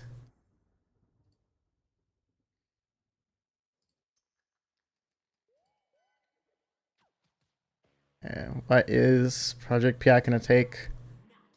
Going with the Edge of Night for, I don't even know who. Who do you want that for? Probably Aurelia. Edge of Night Aurelia? Is that a thing? Oh, sorry. I was thinking the IE, Infinity Edge. Oh yeah. But he does put a Lee Sin on the board, so. Yeah, true. Lee Sin could use it. Blackpink Lee Sin. I don't even know if you got why I said that, but it's okay. Not at all. That's fine. Someone in chat will get it, hopefully. It does look like he is going to edge it out over Talos. So Mandu, Talos dropping down. I think Mandu's still 2 lives. over Amandu's board. Yeah, Uh-huh. probably. Especially going against Piat right next up. Mm-hmm. It looks like he did skip over the Lee Sin upgrade. I don't know if you saw it. He had a Lee Sin in Oh, I shop. didn't. Yeah, I think he's tunneled on one thing here, which honestly is fair because it kind of needs something. Oh! Wait, Mandu. Oh, we see some cuckery going on here. Hang on. Yeah, I think Mandu is caught on to what Project Piat is trying to go for here. They're trying to go for Lee Sin themselves. Yeah. It is. Probably the Well, okay, only way. maybe not cuckery then. Maybe he's just trying to get the units for himself. But yeah, these guys are indeed contesting the units. But it looks like it's quite close. It is Project Piat coming out on top. Talus dropping down to 4th. Gets queued into Mark again, unfortunately. Yeah, unfortunate. Mm-hmm. Oh, Yo, what's up, so let's go Andre? level 9 instead of rolling for the Lee Sin. Mm-hmm. It is Project Piat's turn to get the Kuya attacks, and Mark even gets to level 10, so now he's gonna be really hard to beat.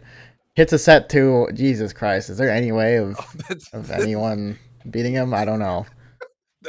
That board is ridiculous. Yeah, for real. This Kuya guy is the one who paid off Mort this time, I swear. It seems like it. I think he sucked Mort, like maybe Mort has 2 cocks and he sucked both of them. I don't know. Like, this is crazy. No, it's just his birthday. True, it is his birthday. Happy birthday, Mark. Yippee. Let him have it on his birthday. Like, we hitting check already after 2 games. I told everyone it was possible. You can go first. Where Mark will probably be the first one in check here. Mandu drops to 3rd. It is just a 1v1 between Mark and Project Piat here. FF angle.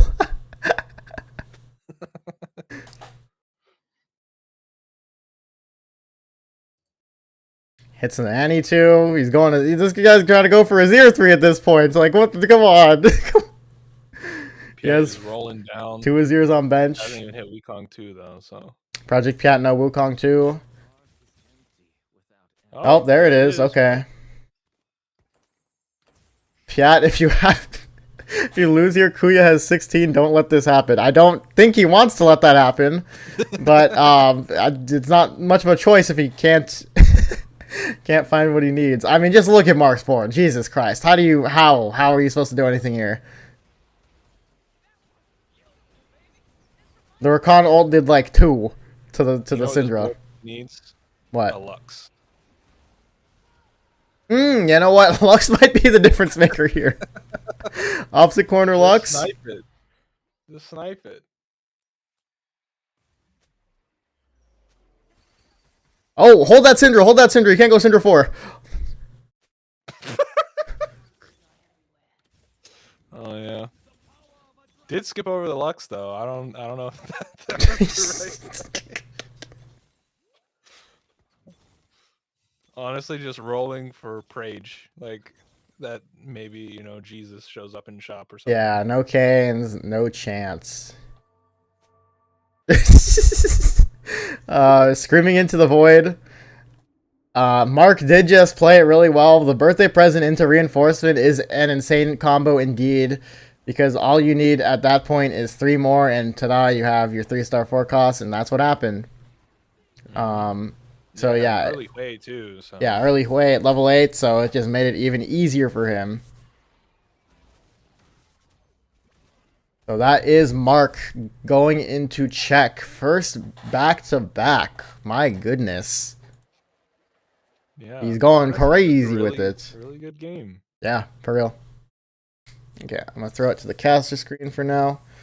I mean, what can we even say about that game? Just, for those playing at home, birthday present and reinforcement, good combo. You're getting 2, 3, 4, 2-star forecasts.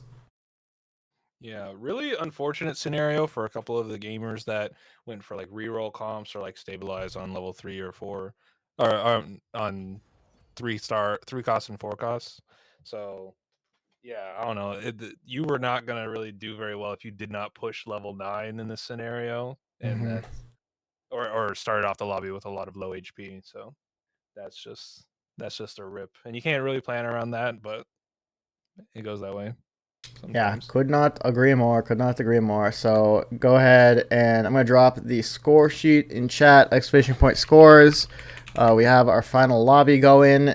So that is going to put Mark into check. I'm going to highlight him green because he is in check currently.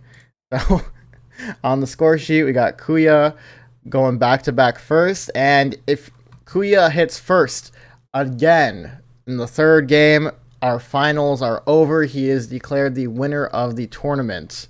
So everyone else is probably I'm assuming there's going to be some cuckery involved. We just gonna say it. We all the other players do not want Kuya winning no matter what because that puts an end to the tournament no matter what. Aside from Kuya's score, we have TTV Lol Mandu at 13. So if he gets 6th or above, then he will be in check after this game. And then coming up right after him is Talos with 11 points. I believe Talos needs a top 4, and then he will be in check. So we got 2 people who will probably be hitting check after next game, and then Mark who will be winning if he goes first next game.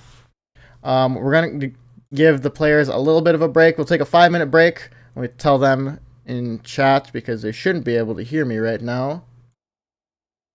5-min break. And we're going to take a little BRB and come right back with game 3. BRB.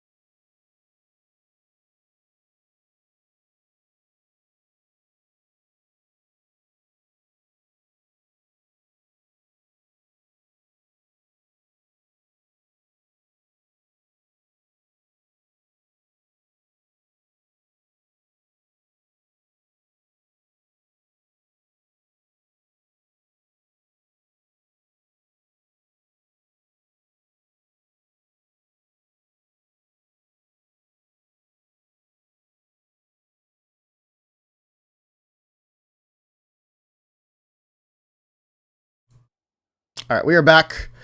During the break, Muffin and I were discussing meat and this format. So let's focus on the format part of what we were talking about. You had a question of what does it mean when someone's in check? Does that mean they're playing for first or eighth? And that means yeah, because if you go second and you're in check, it doesn't mean anything.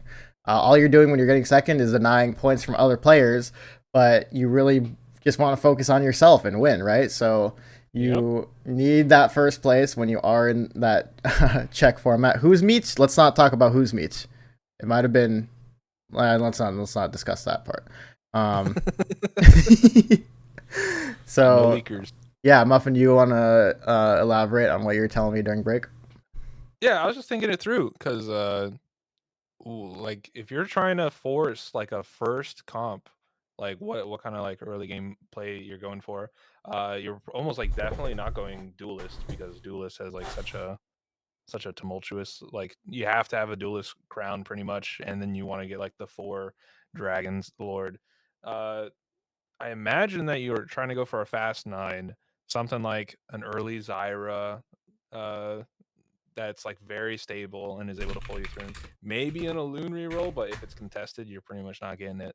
So it'll be very interesting to see what Mark's going for if he's now trying to like exclusively get these like firsts and no second, thirds, or anything else. Especially reroll is dangerous if people are going to be taking your units. Yeah, I completely agree. The format adds a lot of layers to the game. It's really interesting because it adds a comeback mechanic, because it stops the players who have won a lot. They have to go first. It makes the people who are in check play different because you have to go first, otherwise it doesn't matter. It creates a lot of different interesting scenarios. So that's why I like this format a lot, and I'm really happy we're able to implement it this tournament. Yeah, it's something like I haven't played in any tournaments really, so I've never really engaged with it. And I don't watch too many of like the big ones, but it does seem like it adds a lot more because you hear a lot of people saying playing in tournaments is very different than playing on ladder. And it definitely is a different like methodology that you'd have to go for to try and like really squeak out specifically a first. Yeah, and as someone who has played in a couple tournaments myself, I will say that it does feel different than playing in ranked. A lot of people get nervous. The pressure is on. They start rolling earlier than they usually do. They think they need to stabilize. They think they need to play for top 4. So there's a lot of layers to the game that get added because of how people play. And that's the cool thing about TFT. The game changes when one player changes how they play, because then if someone sees one player change how they play, maybe someone thinks, oh, that guy just went to level 5 randomly, I need to match him. So then it creates a whole new meta essentially for tournament format in comparison to ranked. That being said, the players are in their game 3, so we're gonna get into it. And I'm looking at Project Piat right now. We're gonna start off with him. He went second last game. He is in middle of the pack right now, I believe, in total score. And he is looking to put himself in check with, I think he needs a second or a first to put himself in check here, if I'm not mistaken. Talos, once again, the only one standing on his portal choice. Talos trying to one guy the lobby yet again. Classic Talos. We did get one 3-cost champion, so everyone's starting with a 3-cost. Piat's scouting, looking at everyone's got a lot of faded, it seemed. A lot of Thresh or... and then we have the sniper, Aphelios. If you get this portal, what do you think is the best 3-cost to get?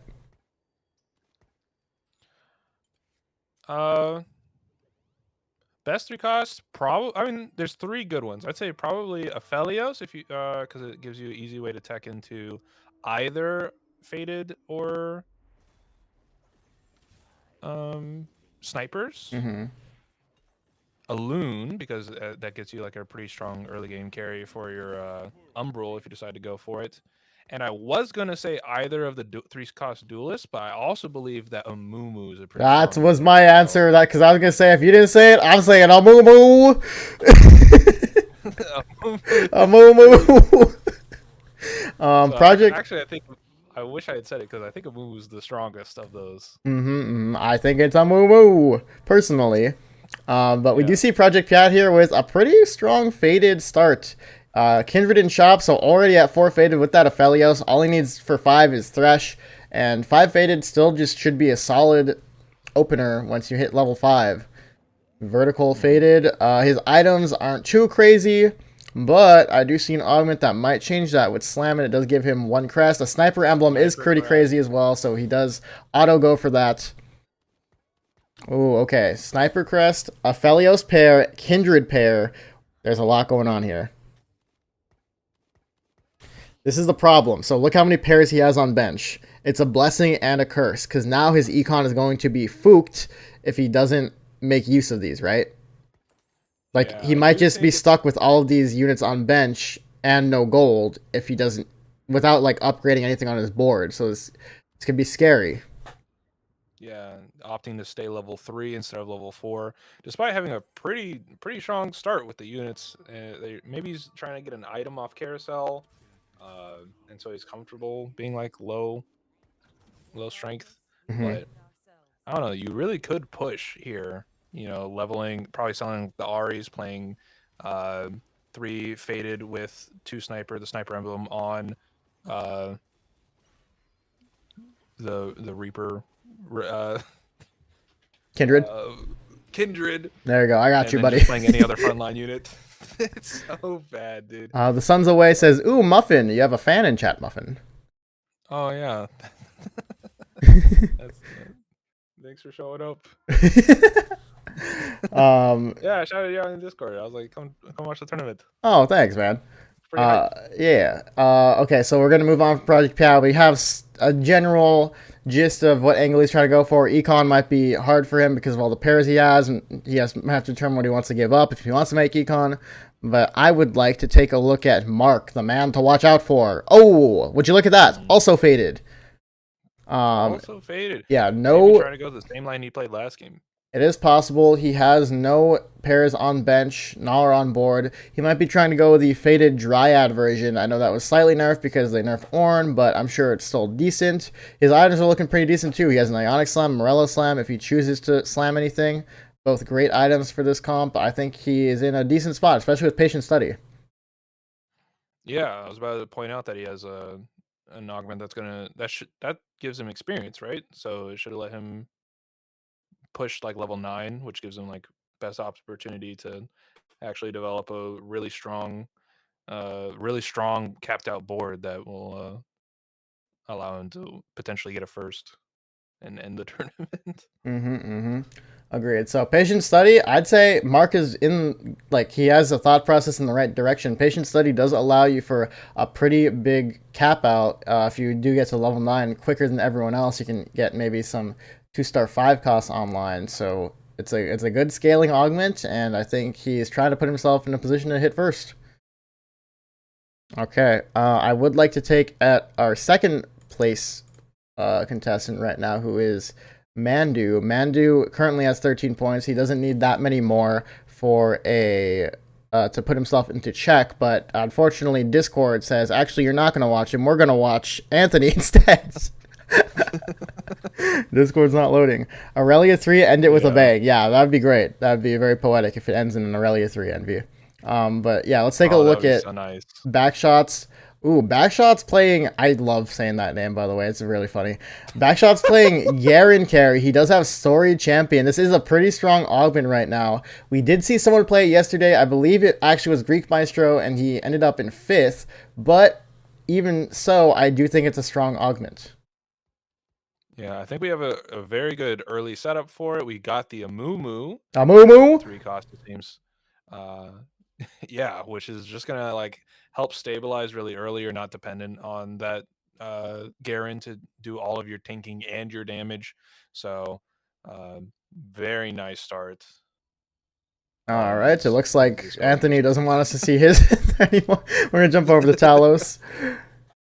I love it. It's like the Discord or them telling me to move on to the next person. It's great. Yeah. Okay, so Talos is opting in for a. Yeah, sorry. No, go ahead. Oh, just say he's opting for the Yone and Cloak Glove off of Carousel. Doesn't seem like he's playing around. Oh, yeah, he sells it immediately. So he's not playing around Umbral. Just wanted the items. Apparently, they fit him perfectly. Gave him a JG as well as a D-Claw. pretty strong front line. Going for the Kazakhs temporary carry again, I guess. Yeah, I mean, blue buff Kha'Zix isn't actually that bad. Blue buff gives you more starting mana, so now that Kha'Zix is probably just needs to auto once, then they can jump and assassinate someone. Hopefully for him. Talos does, like you said, immediate sell the Yone, doesn't want to play that guy. I feel like he might be a little bit, what's it called? Like, unappreciative of Yone. Yone gave him a first yesterday, and maybe he doesn't remember that. Actually, true. Yone managed to pull a major clutch. I did not expect him to win that game at all. But I mean, the items aren't screaming Yone anyway, so I can understand it. With a blue buff JG, he's definitely playing towards some sort of AP comp, and he does have Slammin', so he will be scaling along with Mark, actually, who has Patient Study. Both of them will probably be scaling in HP similarly, or not HP, but XP similarly. And I think he's playing this really well, just slamming his items on his upgrades, and yeah, just going with the flow. Yeah, really good augment for just like pushing high levels and playing strong early, because you're actually getting utility out of your items. It might not be like perfect efficiency, but you're going to save a lot of HP by killing more units. So I would honestly, like to just take a look at Corey's board now. Corey has 5 Warden on board with Spirit Guardian. Look at, he has that augment that buffs his Warden, gives them the shield. Very interesting play. He's going for the Amumu burn them tactic with that Sunfire on the Amumu. So yeah, very, very passive passive damage coming through. It's still gonna look pretty effective against Shortbread, honestly. Like the Wardens look kind of overwhelming against Shortbread's current board. For now, but look at what augment Shortbread's got. Oh yeah, okay. We saw this augment yesterday as well. That is indeed mulch. We can take a look at Shortbread's board as well. Mulched, for those who don't know, every round your Dryad units get stronger and stronger, and we see Shortbread hitting the Gnar and Rek'Sai upgrade right when we switch to him. That's great timing. So he's probably going to try and play this Gnar, Kindred, dual carry, and go 4 Dryad, 4 Ghostly, because each Dryad and Ghostly has another sharing trait. Nice pairs. The comp works out really well. It's just a matter of how fast can you hit that Kindred and Gnar upgrade to 3 stars. So Shortbread, honestly, not in a bad position. Oh yeah, absolutely. And this is one of those boards that, like, even without like amazing items, there's so much HP on your board that this Kindred is just going to whittle down their entire team while they try and break their way through your front line. And if you're able to get a spatula, it's one of the most like fierce like front lines in the game.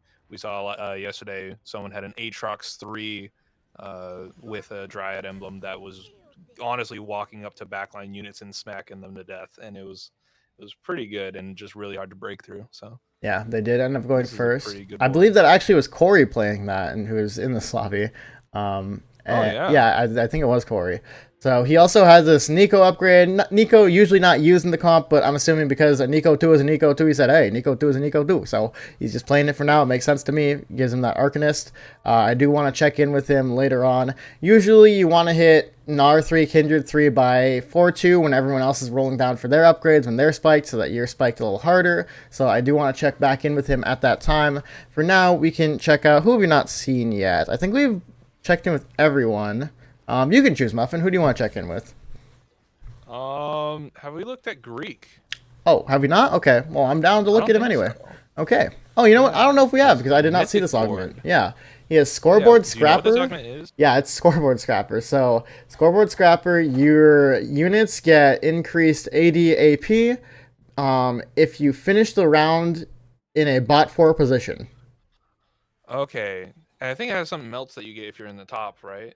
In the top, if you're in the top, I think 10% attack speed or something like that. Yeah, it's you get different stuff. Yeah, so I don't know exactly. I do feel like being in when I remember like reading it that it's better if you're in the bot 4 than the top 4. I think top 4 doesn't give you as much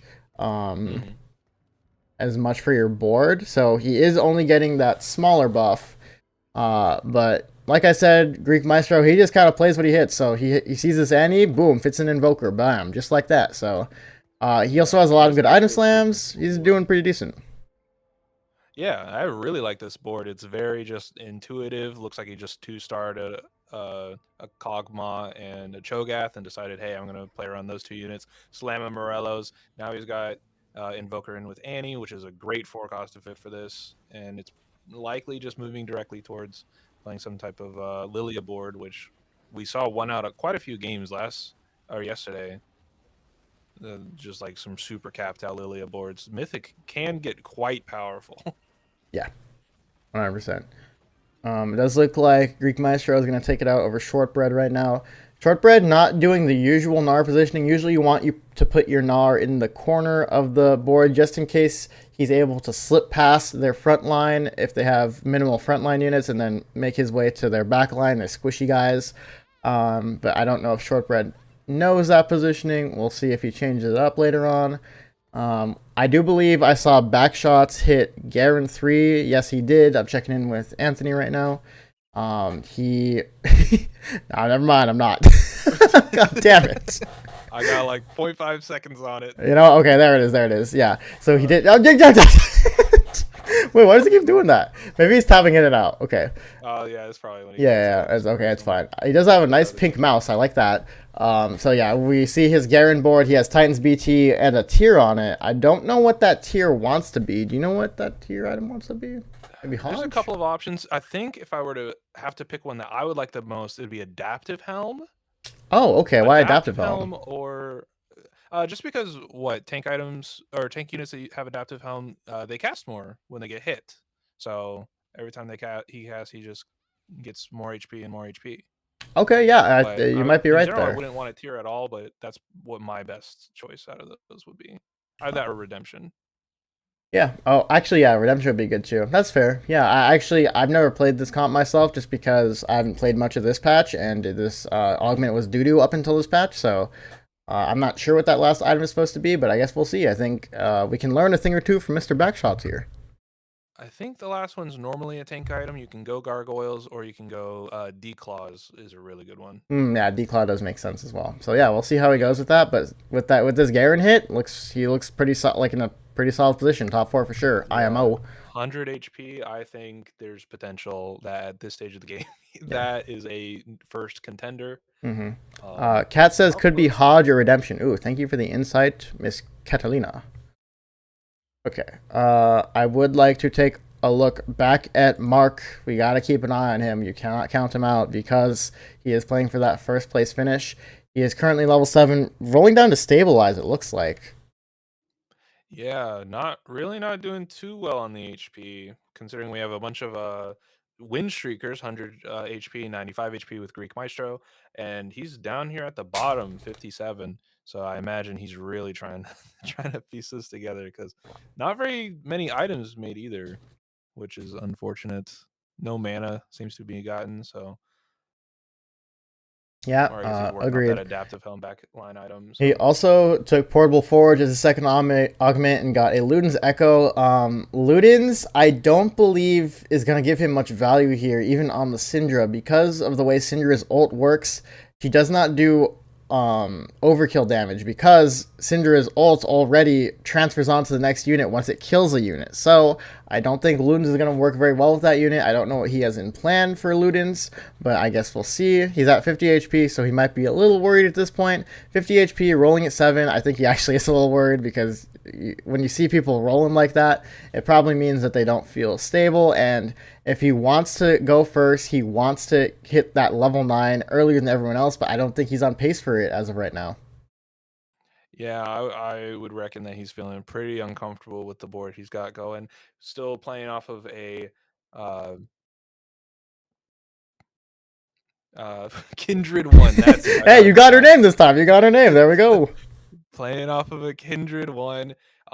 Even tank item sitting on a Lowy 1 it's not a very comfortable board to be playing right now, especially when we're in a game where we have a Garen 3 that's coming at some point. We have someone playing Mulch Dryad, so that heavy front line is going to be coming in pretty soon. I think they actually just played against them and lost. So yeah, low HP and low board strength. Not a great combination, especially with this low of econ as well.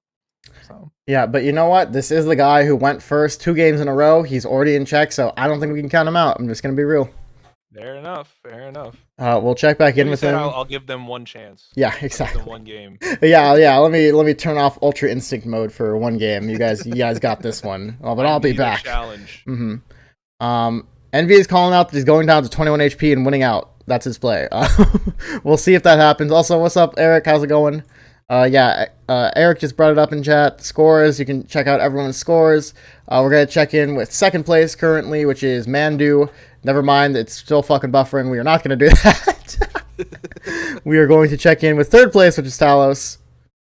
Talos actually got a really, really nice looking board right here with a Morgana 2 already. Yeah, the Morgana 2 is very early. Roll down at some point. These rolls coming in from his second augment, which is Epoch Plus. That is an augment that gives you 3 rerolls at the start of every stage. It's a nice little stabilization augment, is what I like to call it. Just if you have a lot of pairs on bench, but you don't necessarily want to roll and use up your econ, that's a nice augment to have. Looks like he's contemplating his items. Doesn't look like he has anything too good right now. He's going to be putting Cloak on his Kench, Bow on Wukong, and then Glove on... Yeah, Glove on his Kog'Maw. He does have Slammin', so he does need to put those items on people. He is deciding not to create any completed items with them because he doesn't think he has that many good options, but he needs to put them on someone. So I like the plays he made. I'd probably do the same thing with those items because, yeah, I didn't like him too much. Does manage to pull a second place away from Maestro for now, ending that win streak that was going on. He managed to get in 3 Sage as well with that Wukong this turn, so he's pretty comfortable. 20 gold, level 8, stage 4-2, offered new recruit, lucky gloves, and hedge fund. Decides to reroll the first 2. Yeah, what do you take here? Oh. I didn't like those first 2 options. I do think hedge fund is the best option, though I would have considered re-rolling it. So he's level 8, plenty of gold. Maybe he just wants to like coast for this stage, earn up a bunch of gold, and then early stage 5 he's going to go level 9, roll it all down, and actually make some super giga capped board. I mean, he does have a good amount of frontline upgrades. He has the Morgana carry in the back. It's going to be hitting hard, so I don't even mind his hedge fund play, especially because he's at 0 gold. Now he's just back up to 70 gold. He can make level 9 pretty easily. We'll see if he gets outscaled by people's combat augments, though, because he has 0 combat augments, if you notice. He has Slammin', he has Epoch, he has Hedge Fund. It's all focused on econ management and XP management, right? He has nothing that's actually helping out his board. So he might get outscaled even if he creates a strong board, if someone has an equally strong board plus combat augments. Absolutely, yeah. He's going to be really depending almost on 5 cost, like straight up power for the most part. I think we check back in with him another time.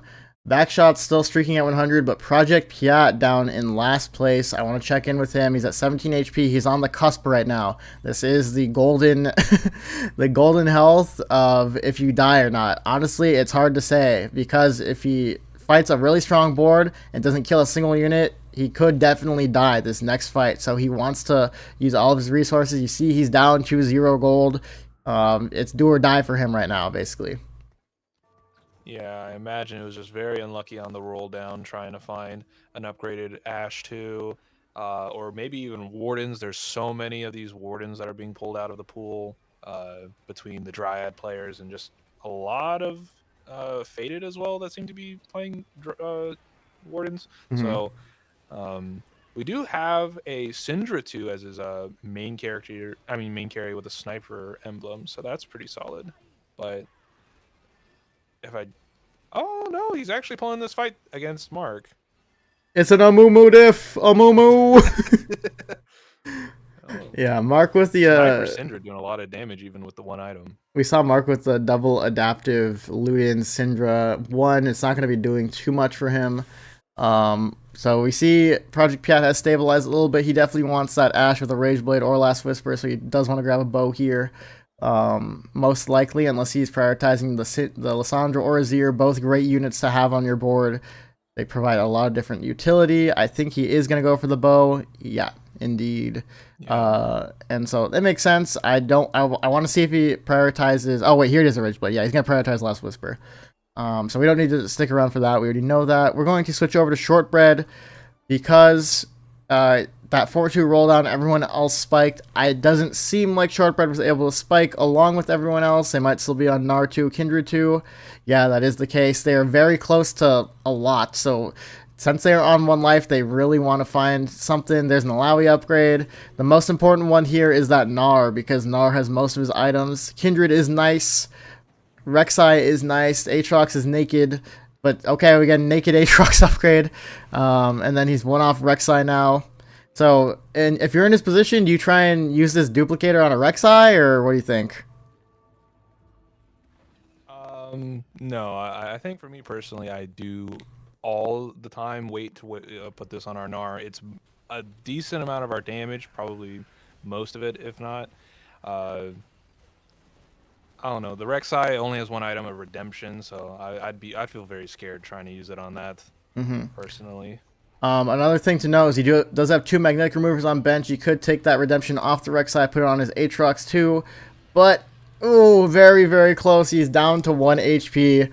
He needs to figure something out. He wants to stay in this game. He needs the points. I do believe he is currently in last on our total scoreboard as well. Ori also dropping down to 9, Mark down to 10. There's a lot of people down here. He's sad. It's okay, Shortbread. It's okay. I believe in you. Like I said earlier, a lot of these wardens just out of the pool. There's several Gnar 2s that we just see on other people's boards. So kind of just unfortunate on that RNG. He does take another magnetic remover. He has 3 now. He's going to use it on that redemption. He will put it on the Aatrox. And he has 9 gold to work with. It's looking kind of bleak. He is fighting either Mark, Corey, or backshots. I think it is disaster for him if he does queue in the backshots because he is really strong with that Garen 3. Shortbread, no. He is into backshots. And we didn't get to mention this earlier, but he does have a golden egg as well, so backshots will be scaling pretty high with this. Yeah, if backshots is able to cap out, especially with that Aurelia backline that normally gets played with this comp, that is going to be a very dangerous. We also see that he opted for the Archangel on the Garen, which we saw yesterday as well, I think. So maybe this is the best in slot for Garen? Does he scale AP? Like maybe his like shield or healing scales AP. I'm not sure. But in either case, we do see the Yone cutscene. I don't think I've ever seen this before. Jesus Christ, he just fucking anime. He's a Nitsu'd him. This stuff is so Giga Chat. Yeah. So Shortbread going down to 8th. We're actually going to look at Anthony's point of view here. Corey dropping down in 7th along with Shortbread that round, taking a little less damage. So Shortbread 8th, Corey 7th. And we're going to look. We want to catch this golden egg payout for sure, so I want to stick with him for a while. I want to see what he gets from this. I believe now, Mark is gaining HP as well. How do you do that? Wasn't he 11? Now he's 16. Oh, wait, Mark? Maybe I'm. Get banned, J Commander. Okay, sorry. Actually, we can check in with Anthony later. Just golden payout. Okay. Yeah, I want to look at Mark. I don't know if this is like an actual tech that like super works, but I did see a clip of where someone was able to use Hui to duplicate the egg. Yeah, it does work like that. However, it does take multiple turns. It takes, I think, 7 turns. And so that means only if it's like full HP, if it's on 3, isn't it fine? What do you mean? Oh, I thought that the clip I saw that they only had to have like 2 charges on it because it got down to 2 HP. No, that's not how it works. They had it on the Hui spot for a while, or they had something else on the Hui spot and then put that one on it. Oh, okay. Yeah. All right. So it's like very specific scenarios you need to duplicate the golden egg. But it is possible. This Lee Sin's got a fucking beast though. What the fuck is this guy? Wait, he has Radiant Radiant Titans with Gargantuan Resolve. That's great. Whoa. When does that happen? Wait, Wait, what was that? that was Greek Maestros. That we can't see. Oh, we can see it now. We can see it now. Wait, no. Oh, wait, no, not Greek Maestro. It was Lomandu. Yeah, we can't see his perspective, unfortunately. It's bugged. Oh, that was crazy. Yeah, that is a crazy Lee Sin, though. Yeah, Edge of Night too, also allowing him to, like, even if he does get solo targeted by a Syndra, then he's going to drop aggro and pretty much just kick your entire. Yeah, I don't know if I've ever seen a Radiant Titans with Gargantuan Resolve. That is quite the combo. I don't know if I have either. I'm on board with Project Piat right now. He's fighting Talos, who did reach level 10 really fast in comparison to everyone else. But it doesn't look like that's enough because Project Piat does take him down. He's also on a win streak for himself right now. So he's stabilized at the 17 HP. We do see this Garen popping off. Mm-hmm. Oh my lord. Yeah. Okay, maybe this Archangel is Set crazy. 2 on the board. Maybe. Oh! Able to... The set slamming the Garen with 5 million HP. Jesus Christ. It does look like the Garen is enough.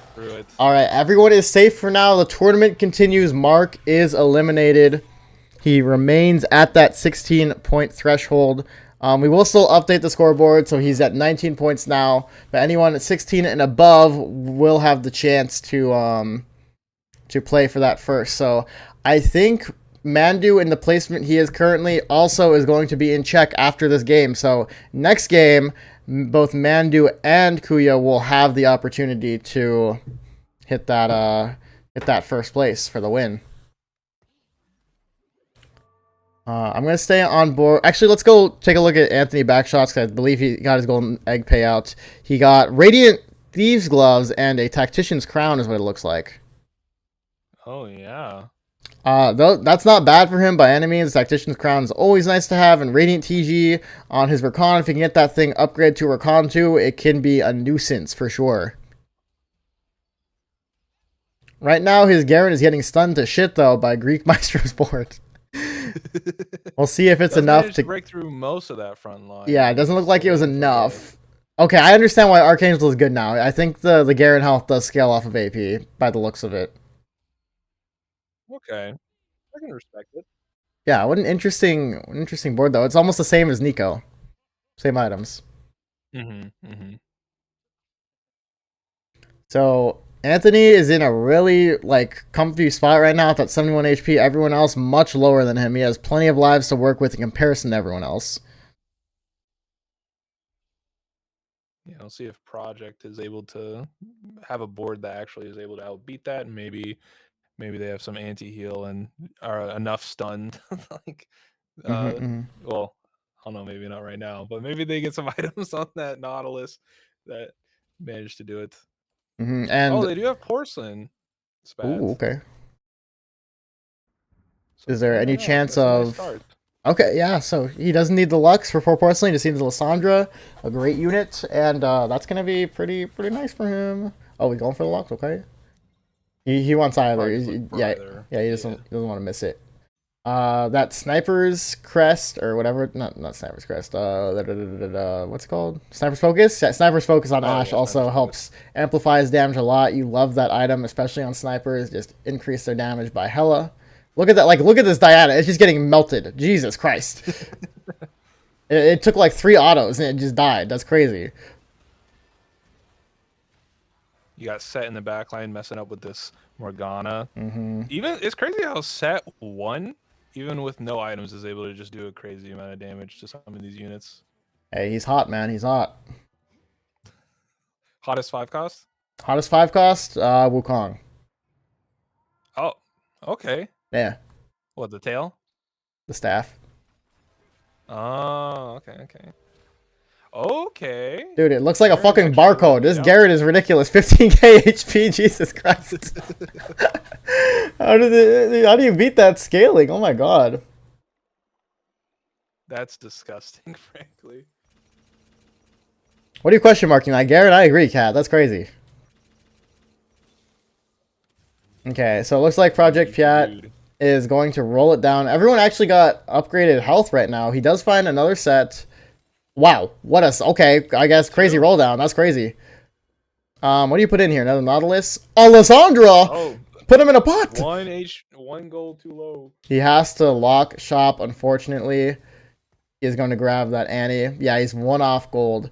Do you ever sell a Mumu there and then play a Mumu 1, Lysandra 1, or no?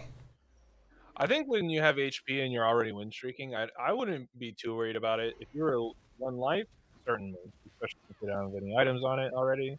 But I think for now it's not super necessary to. Oh yeah, and he's winning this fight pretty confidently, so I think he's feeling pretty comfortable. Yeah, I agree. Andre, hey Kaipo, is there any place where they have the VODs from our games yesterday? I wanted to review my games. I believe all of your games were on highest stream, so I can actually, if they're not up on his channel right now, I can tell him to get the VODs up ASAP. I will let you know, though. Ooh, woo.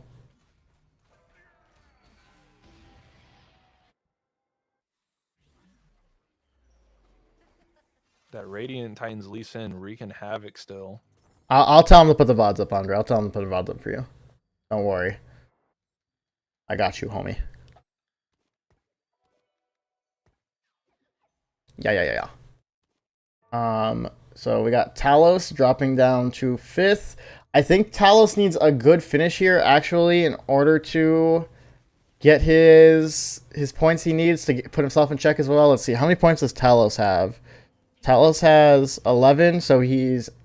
Yeah, if he only gets 4 points here, if he drops in this 4th place position, then he will not put himself in check. He needs 4th or above. So this is actually very scary for him. I want to watch him right now. Yeah, and only Mark is in check. Yeah.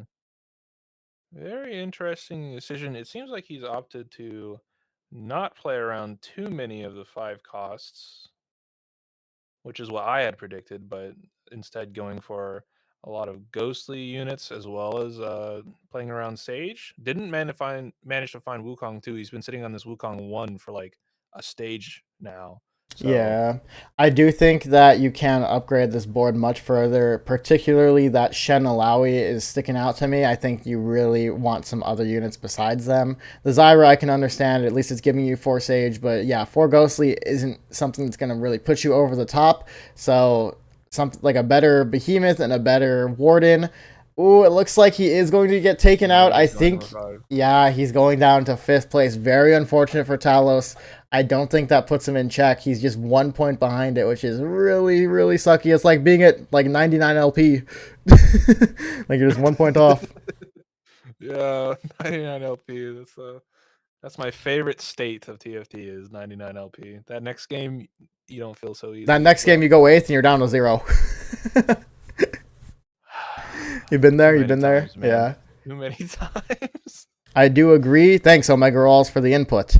D-Claw Kench, yay or nay? Yes, yay. Agreed. Okay, we're going to take a look at Greek Maestro. We haven't checked out his board in a while.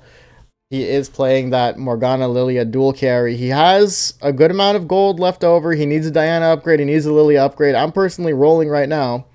I think he's focused more on positioning. And he does have this Radiant Ionic Spark on his Nautilus. That's an interesting pickup. An interesting pickup. I imagine he got it after or before. It's interesting that he has it with the Shiv. Yeah, I mean, we don't know like when he got that or if like a complete item came through, so it makes sense, but it doesn't look like it's doing too much for him. His Nautilus is dying pretty fast. Project Piat's Ash with Sniper's Focus is just going crazy. And Greek Maestro does drop down to 1 more life. I think he needs to use his resources. 10 is not an option at this point. He should be rolling down. Actually, yeah, looking at this board a second time, I know we don't know when he got the rating item, but it looked like he has 2 Sparks and a Shiv.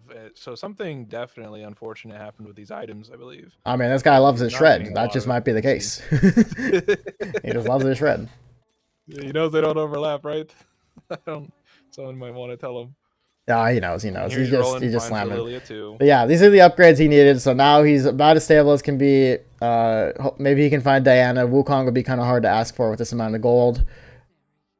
See, Diana. That's all I'm repeating to myself. Oh, and Wukong. Okay.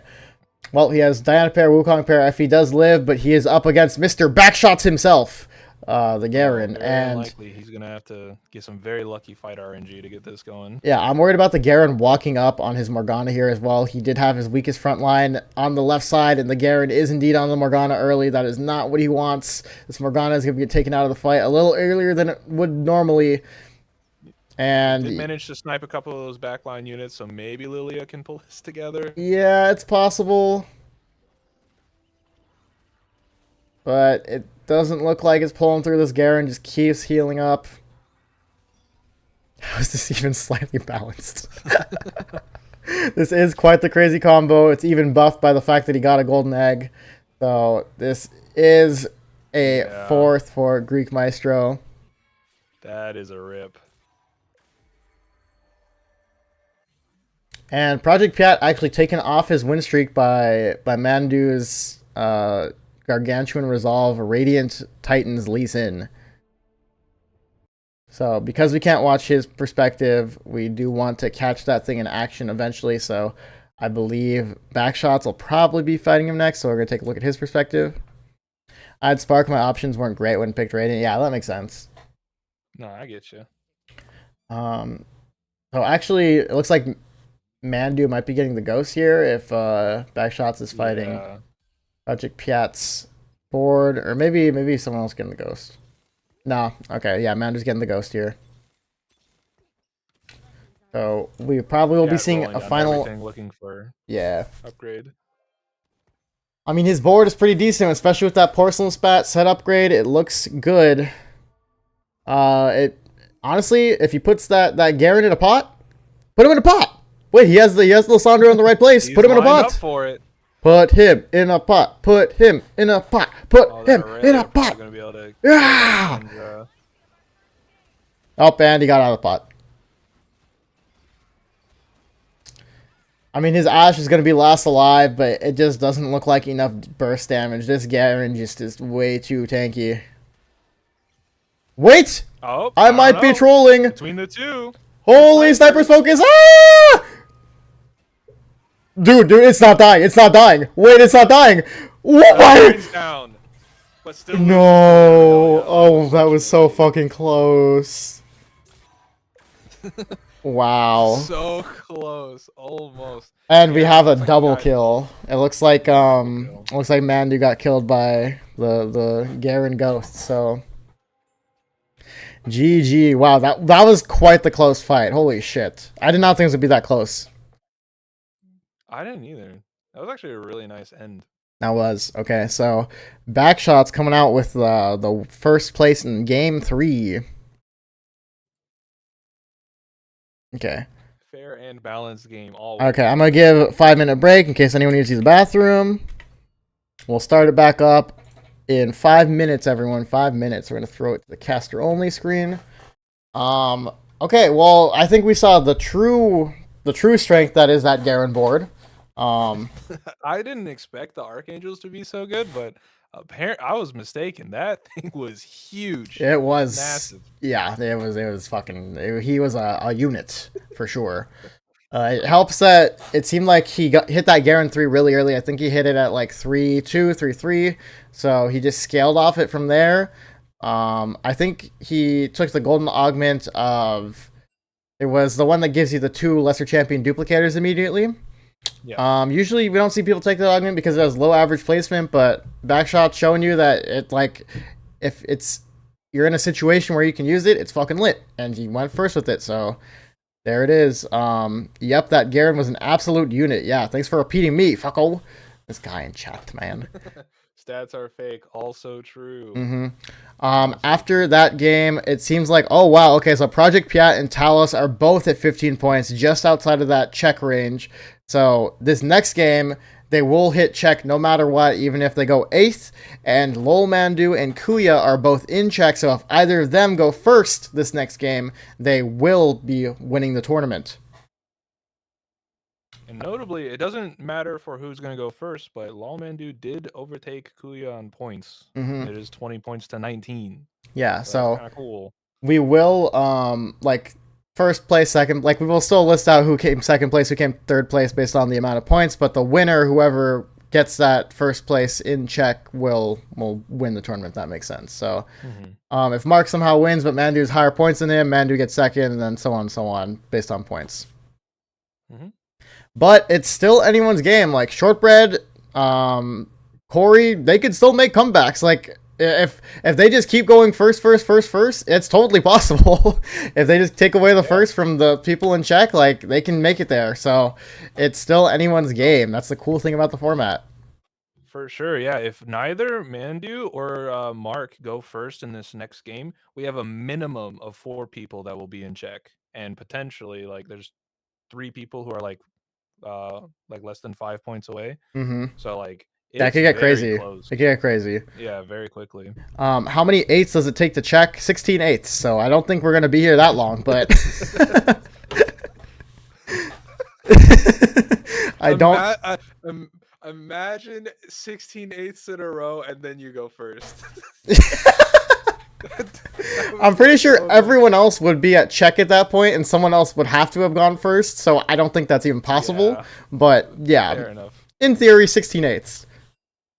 Okay, here's the other hypothetical. Everyone else in check, you're at like 10 points.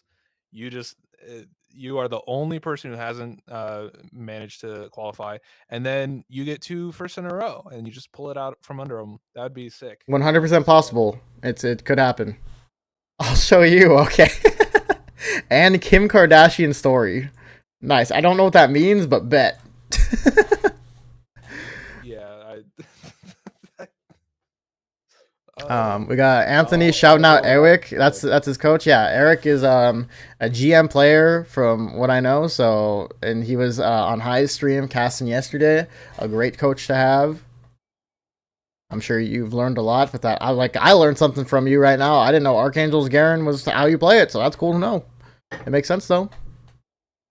For legal purposes, yeah, for legal purposes, go on. It's a joke. Blinks twice. Yeah, no coaching midstream. You are in the call with us, so I know that's not happening. But you can't, like, any preparation you did for this tournament. That's cool. It shows that. Well, actually, no, you were just a fill. You didn't like this guy. Anthony just came in, filled for someone who dropped last second. He's just fucking rolling everyone. So bet. Okay. Seriously? Yeah. Oh, the GOAT. Actually. Smile. Cute. Yeah, we're gonna get into the next game very shortly. We just want to give breaks for all the players, and just in case they need to go to the bathroom, want to make sure everyone's prepared and ready to get into the next game. When will someone fill me? Okay, buddy. Okay, horny jail. BRB need more Tylenol. Okay, Cat. I'm sorry you got sick. That sucks. I mean, haha. Thanks for the opportunity. Haha. Like, well, come on, man. Oh man. But just like yesterday, I hope everyone's having fun. I hope viewers are enjoying this. I hope the players are enjoying this. Yeah, we'll just keep it going. I'm getting kind of hungry. Muffin, are you kind of hungry? Like a horrible time, huh? What? You're having a horrible time? No. Oh, okay. I'm definitely here of my own will. Okay, I'm not holding you hostage. Yeah. What, you asked if I was hungry? Yeah. No, I kind of ate like right as you guys were starting. So. Okay, that's fair. What about you? Yeah. You were talking about meats. I'm kind of hungry. I want my meat. I'm kind of hungry. I want my meat. Omega Rolls. Damn, Cat played in one Sweetheart tourney and this dude got her sick. Just to clarify, this is a Team Fingies tourney. Guys, go check out the Team Fingies socials. I'm part of Team Fingies. While I have been adminning a lot of it, I also got Merrick in the background helping me. He's been doing a pogorific job updating the scoreboard today. He was adminning yesterday as well. So shout out to Merrick, shout out to Team Fingies. I was not doing this alone by any means. It was a whole team project. Team Fingies, Pog. Yeah, there we go. There's American chat. Talus is also sick. Yeah, Talus gave the sickness to Cat. Do not blame me. Fuck you. Moving on. We have someone who left the... Oh, Mark left the lobby. What happened to Mark? Did he leave? I think he just ended his stream, but I think he's still here. He left the lobby. Oh, the lobby in game. Yeah, he might have DC'd. Damn, did everyone get sick last night? Nate, are you sick too? No, that sucks, man. Why is everyone sick? Hopefully I don't get sick. I don't want to get sick. I've been yapping my head off. Okay. I think we are ready to go. If everyone's ready to go, I'm going to tell the players. Ready. You can start when everyone is ready. I def got the sniffies. Aw, man. Take some, put some Vicks on your chest, like the Filipino moms would suggest. Some Vicks, some citrus by your bed. I don't know. A sabin on your head, a towel, a wet towel. Wait, I'm good. Okay, I was gonna say, if you accepted and you're saying wait, that is on you.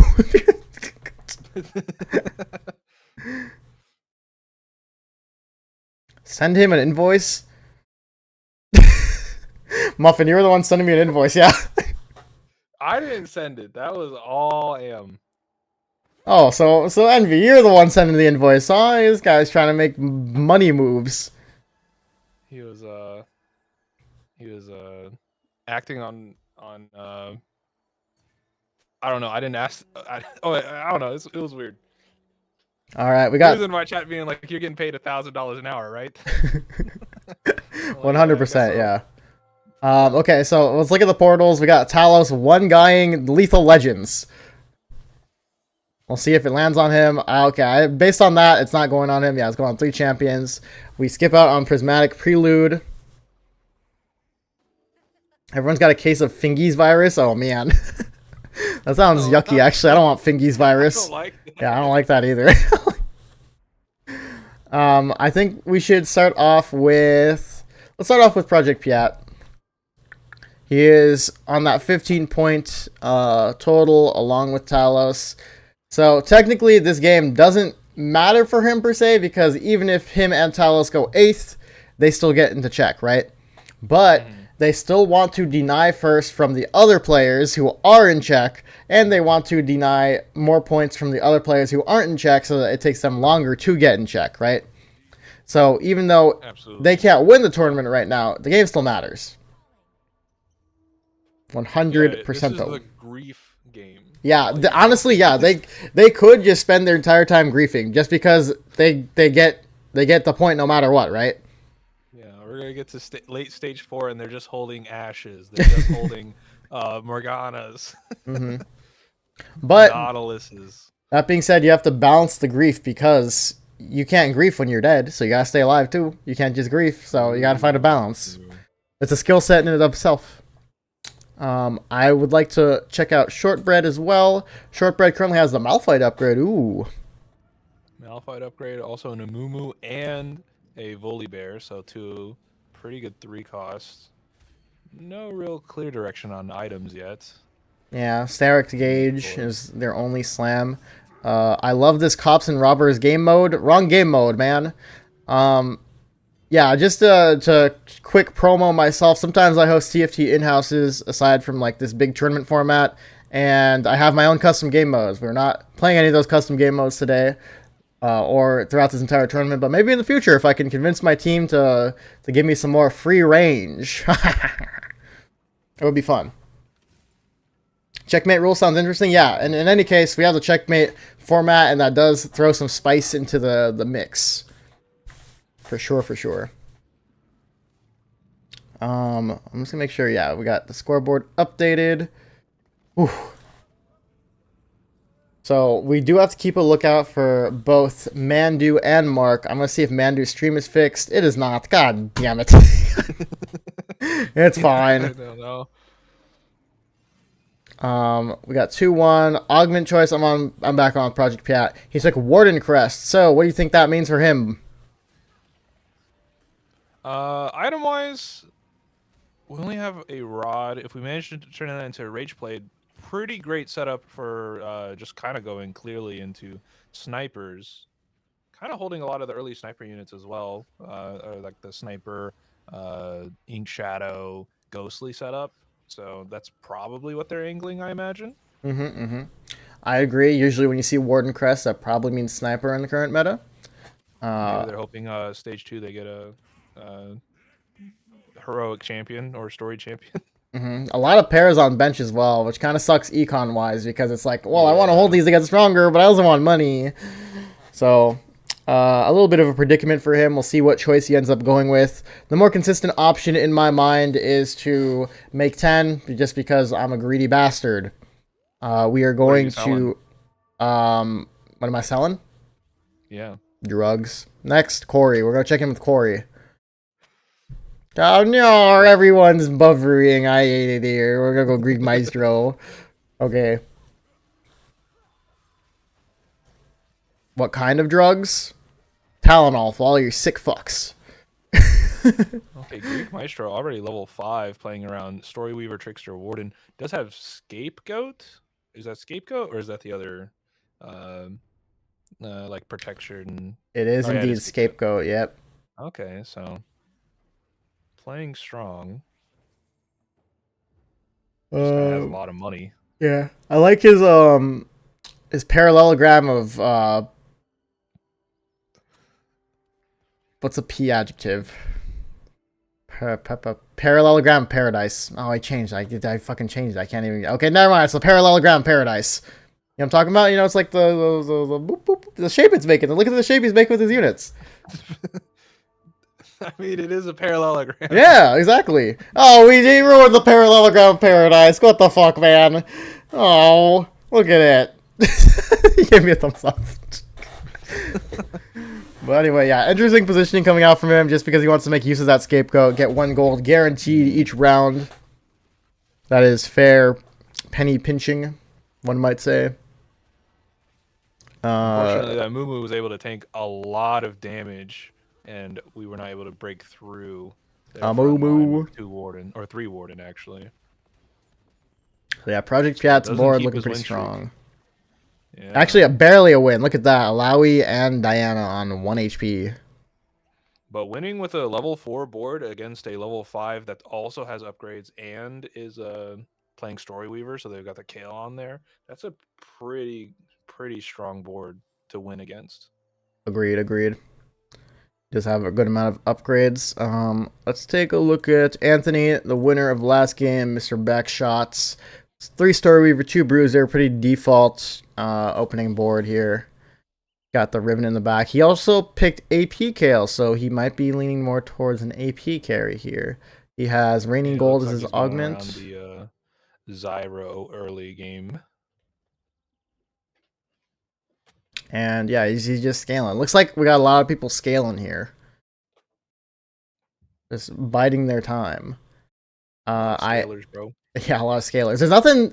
This looks like a very standard game though. Nothing too crazy is really happening right now. Seems like. True. Very typical. But no drop blossoms. That might change very soon. Yeah, no drop blossoms.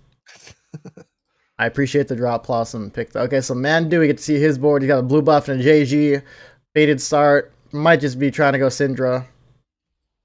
He has that Yasuo Thresh pair with the Malphite upgrade. That's just pretty solid overall. Once he gets that Ahri upgrade online, then, I mean, it's just going to be a good board that will get him to late game, pretty much.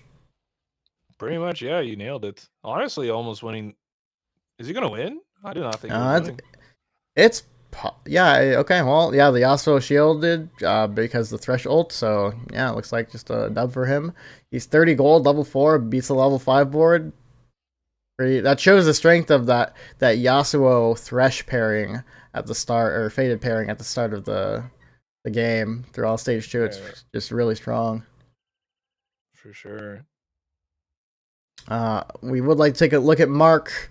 Currently in second place, Mandu overtook him by 1 point last round, but they are both in check, so if either of them win the game, then they do win the tournament. He is hyper scouting. He currently has a Senna upgrade with a Rage Blade already. And my favorite frontline pairing, Amumu and Alawi.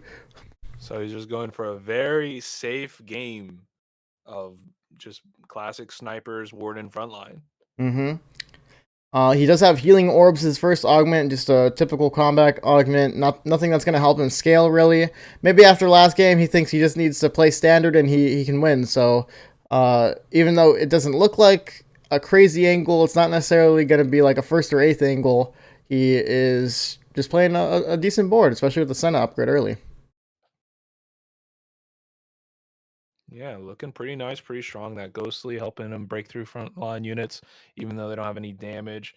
Mostly the damage coming from the upgraded Senna, which is pretty solid. And then, oh, wait, I just noticed on the side there is a possibility of Exalted. Oh, okay, so Mumu is Exalted because he just took that out and it dropped down. Exalted is a really fun trait this set because it gives you bonus damage and bonus, like 1 XP per round for being a little creative. If you can fit Exalted on your board while also fitting in a bunch of default units for like regular comps, then it is lit. That's probably my favorite like addition to the set is straight up just the Exalted trait because it rewards creativity. And we see Lee Sin and Morgana getting dropped on Mark's bench. He sells the Lee Sin, contemplating the Morgana is going to keep that one, it looks like. Do you think you can make use of either of those with what you have? Sells the Amumu. Amumu? Okay. Apparently he's prioritizing Ghostly over having the Warden frontline. Which is a very interesting take. I almost always would go, okay, I'm going to try and get this Morgana again later, level 7, level 8. Very interesting. No AP items. So, yeah. Well, I don't know if you remember the start of this set, but Ghostly Senna was quite the comp that was pretty dominant. It obviously was nerfed because they nerfed 6 Ghostly, but maybe that's what he's going for here because he already has a Senna 2 and an early Morgana. He just thinks, fuck it, 6 Ghostly, why not? Very possibly.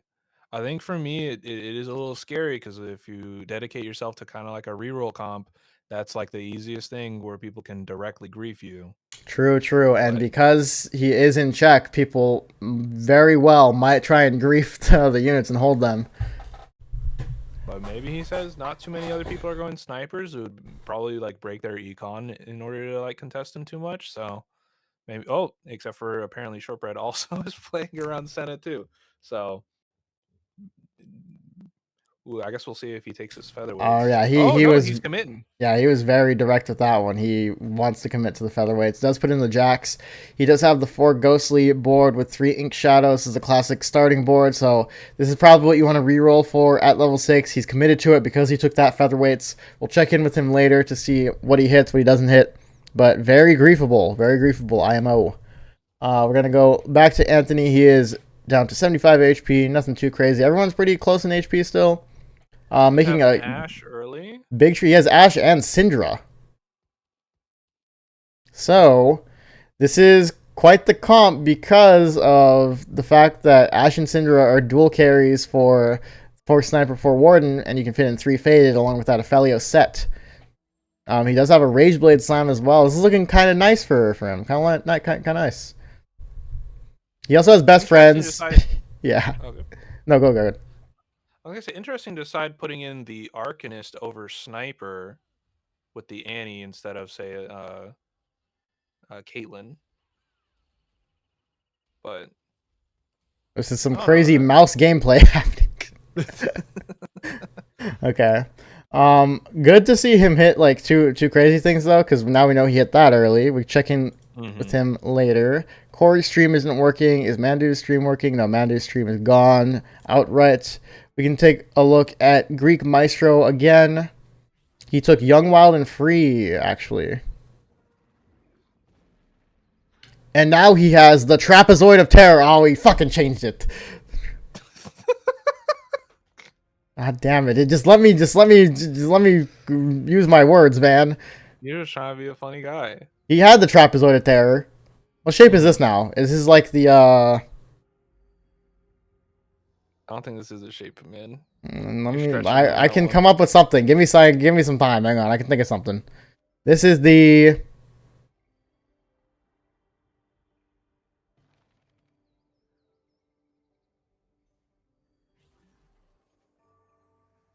You're cooking. He's cooking. I give up. Also interesting that Isosceles. That's the Big Dipper. Wait, this gonna look like the Big Dipper. Wait, Cat's better at this than me. It doesn't have a handle though. Yeah, it does. The top at a line. Oh yeah, sorry, I didn't think about the fact that one Nautilus counts as a handle. Yeah, exactly. And the target dummy, For sure. Okay. Anyways, Polygon Power. Yeah, we're cooking too hard. It looks like he has Teemo carry. Mandu is signaling to be careful of the Teemo. That is a dangerous guy for sure. Oh, is Teemo carry like real spooky? No, I'm just saying shit. Oh, okay. I don't think Greek Maestro is going for Teemo reroll. He's probably just using it as a holder right now. People are signaling to be wary of the Ash. I think people are starting to maybe signal for the Cuckery. Maybe they don't want Mandu and Mark grabbing these units that they need, but Mandu does end up getting the Ash, assuming he needs it. Especially if he already has a bow, that's just a Rage Blade Ash for free. I would like to look at Project Piat's board again. He is 100 streaking.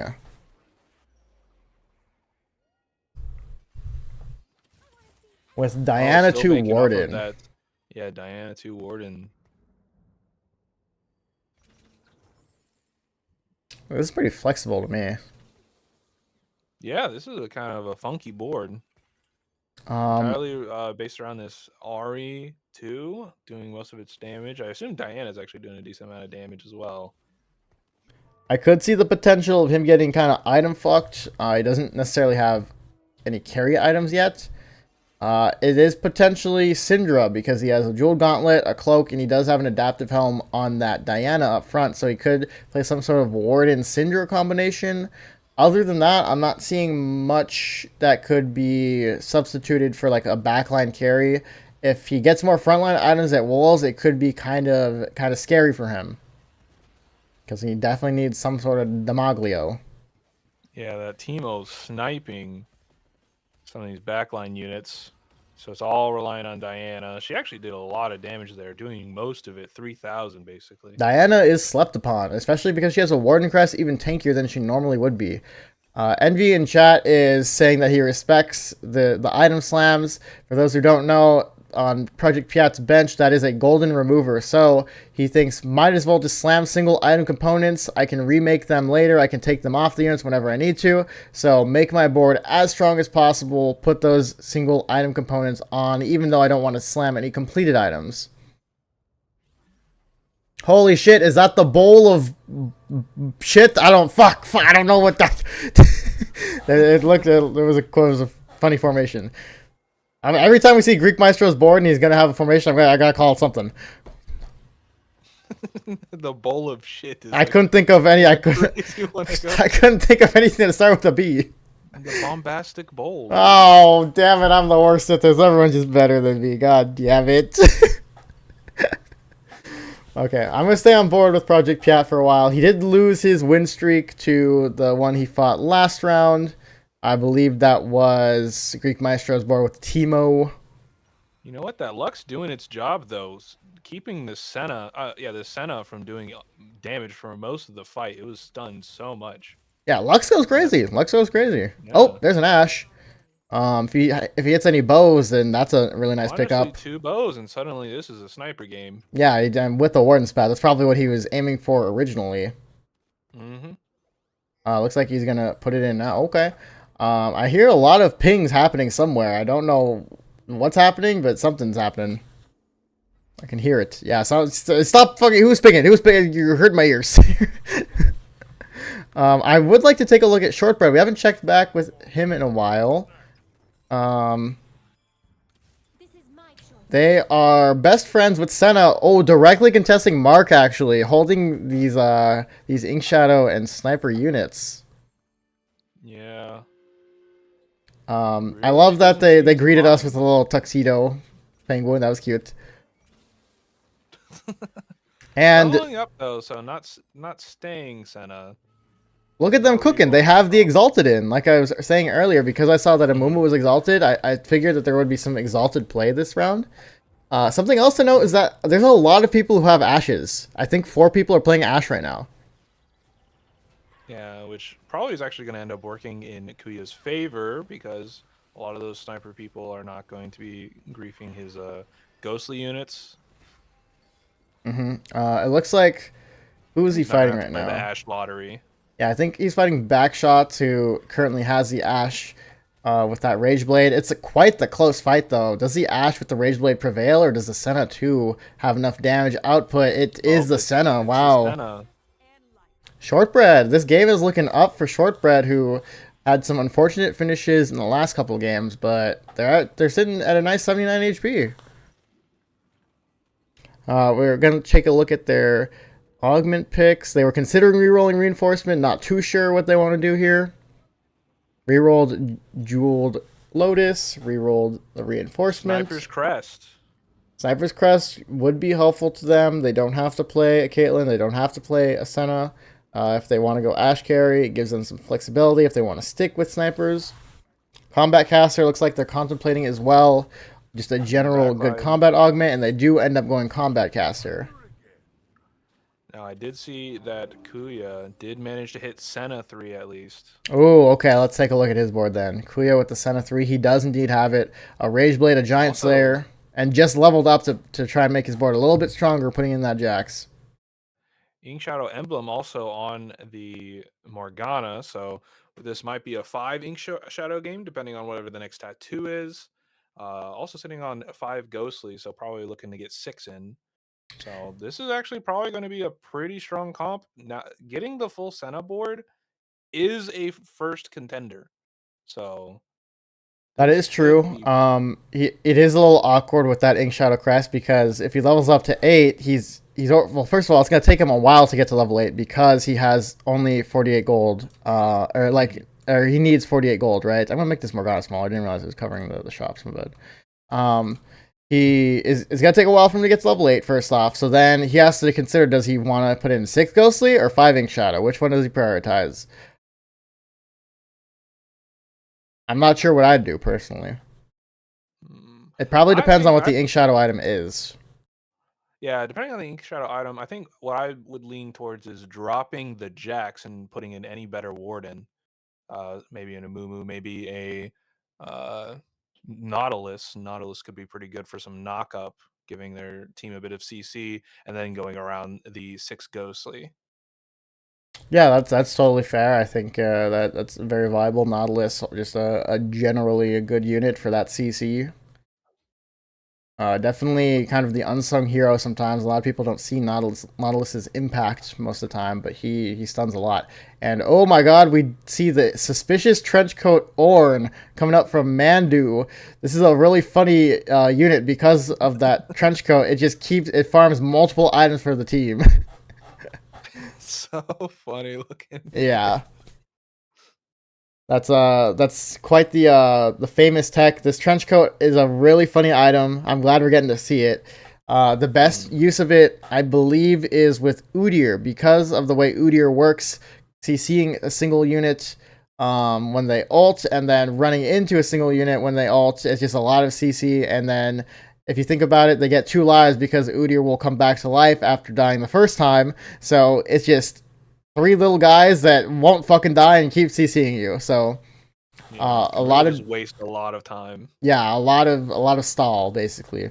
And then if you combine that with some Ink Shadow items like Tattoo of Force, it goes crazy because it's even more CC. So it can be quite the interesting item. I think for a while, the Suspicious Trenchcoat, out of all the new items, had the best average placement. Okay, I could see that for sure. Mm-hmm. He does put in the Kai'Sa. He's going to sell the Morgana. It looks like he's going to prioritize the 5 Ink Shadow over 6 Ghostly. And he gets a Tattoo of Vitality for his Shen. Very nice, very nice. Also, he's in an awkward spot because he kind of wants the Shen's free, right? He's 2 off, but he's also level 7, and he needs a lot of gold to get to 8. So, Mark's spot is it's a little sticky, IMO. Yeah, he's also not winning a lot of these fights nearly as confident as he wants to with how much money and time he's invested at level 6. So it is a bit tumultuous of a scenario. Mm-hmm. Wow, good vocab word, Muffin. Tumultuous. I like that. I didn't know you were an English major. I was a theater major. You were a theater major? When I was a theater major. Oh, sick. In high school, not in college. But in high school, we had majors. I didn't. Honestly, that makes sense. I didn't know that. Okay, that's cool. We're learning by each other here. Yeah, we'll be best friends by the end. Oh yeah, much like best friends on Shortbread's board with the augment best friends. True. Are you gonna be Ash or are you gonna be Senna? I'll be a Mumu. Oh, so you don't want to be my best friend. Well, you can be Volibear. You know what? Volibear he's a pretty big boy, so I'm kind of down with that. Yeah, there you go. Perfect. Strapped up. I just I have to be a Mumu. Yeah, I have to. Okay, I'm down. Okay, so we see Shortbread actually transitioning to the Kaisa too. Looks like they had a Kaisa 2 at level 7. They said, fuck it, we ball. I like it. And still playing Exalted and teching an Ink Shadow. Shortbread's kind of showing off some flex skills here. I like this. Kaisa not as strong as Ash in the current meta, but as a Kaisa 2 is a Kaisa 2. It's killing units, man. It is, it is. Project Piat that's all you need. does edge him out though. Project Piat on the win streak, I believe. Or that's Talos. Okay, Talos on the win streak. Oh, Talos coming in. But Project Piat really high in health. And they're level 8, and it looks like they're setting themselves up to go level 9. And our two checkmate contenders, Kuya and Mandu, currently in 6th and 5th. So I think we're not going to see an end to this game, probably. Maybe we don't get to see Mandu's board, but there's a chance that they're going to spin it around and really pull it together. But as things are currently standing, that is not what it's pointing towards. Yeah, we are kind of left in suspense because we can't view Mandu's board. I can try to, and no, we cannot view Mandu's board. We might have to ask him to reset it for stream next game if there is a next game. But maybe he makes a comeback. Maybe Mark makes a comeback. Those are the only two contenders that are going to possibly end the game or end the tournament for us here. I have moved on to Anthony's board, backshots. He is at 4 HP. He's on his last life. He is struggling for something here. He has forfeited on board for Warden, 2 Sniper. He has a lot of gold to work with at 4 HP. He's trying to roll it down, does not want to die with all of his gold, but it might be the case. He is queuing into Shortbread, who just leveled to 8. Yeah, so Shortbread just got a little bit of a spike. Yeah, level 1 Ash versus we're gonna see the power of friendship in this fight because it's both of them have best friends. Yeah, true, but it looks like friendship beat friendship here. I don't think. Yeah, it looks like unfortunate for Anthony. I do believe it is going to be the 8th place finish for him. Couldn't use all of his gold in time. Corey's is buffering. We can check out Greek Maestro, who is next up in the danger zone. 21 HP. Not that much gold to work with. Still needs a Lilia 2.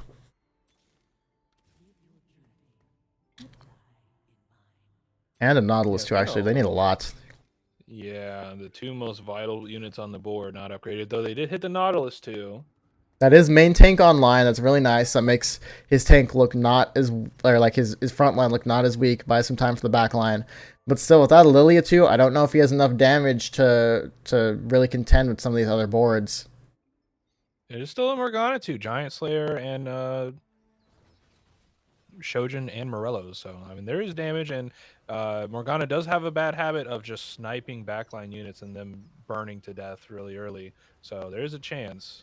That is true. It does look like it will beat Muffins, or not Muffin. I said Muffin. Short, but you guys are both pieces of like gluten, okay? Shortbread's board here. Shortbread's ghost, I should say. So kind of lucked out that they got the ghost immediately when there's 7 players. Would you look at that? Mandu's actually on a win streak. Hold the phone. Hold on. Oh, okay. Maybe it's a comeback. Yeah, that is quite scary for the other players, I must say. We haven't gotten to see his board in a while. I believe he was playing AP, something AP. Maybe he's like a Syndra carry. I'm not sure. But hopefully we get to see his board at some time soon. One of the 3 other players should be fighting him, so. Yeah. Some positioning changes coming in from Maestro. He does not want to bow out just yet. He wants to get himself into that check. I believe he is close to it. With a good placement, he could put himself in check. Mark just hitting Shen 3 right when the round starts. I don't think that goes on his board. That's going to hurt him. But Project Piat's board is strong. My goodness. So But yeah, Mandu's currently going against Mark if you want to see the okay. faded board they're currently running. Okay, yeah, that makes sense. I think, yeah, I remember the blue buff JG from earlier. Oh, Mark barely knocked me. Yeah, it was very close. And Greek Maestro losing the Project Piat's board. So it seems kind of the vibe is given off is that Project Piat is going to have to be the savior of the lobby against Mandu's win streak because he appears to have the strongest board in comparison to him. In a pretty good spot to do so. Very healthy. Pretty strong board, very upgraded. Decent item sitting on the Ash. Honestly, kind of a flex spot too with that Azir. Could be, honestly, if you upgrade any unit, it's pretty much can go in that position. Agreed.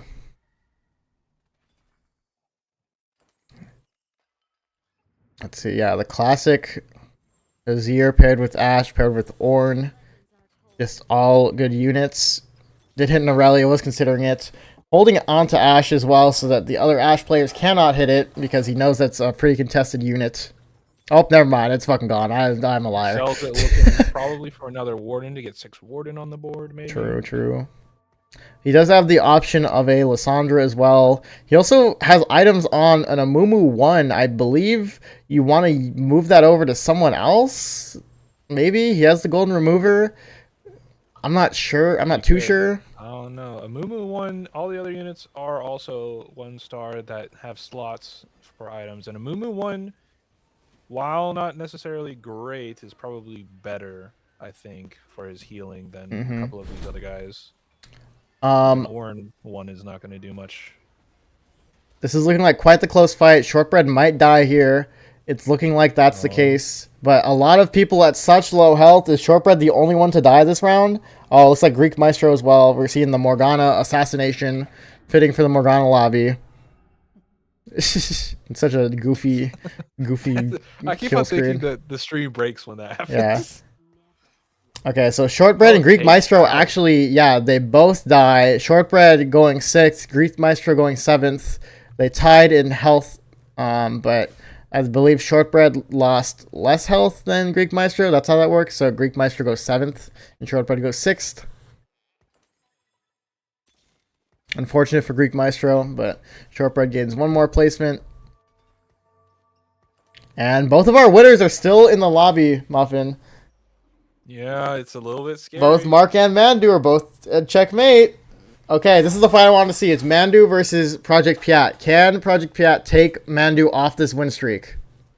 They did take their Amumu out to fit in a Lysandra. Maybe that pot is going to do something. Put him in a pot! Put him in a pot! These Orns, though, so much stall. Look at all these little guys, dude.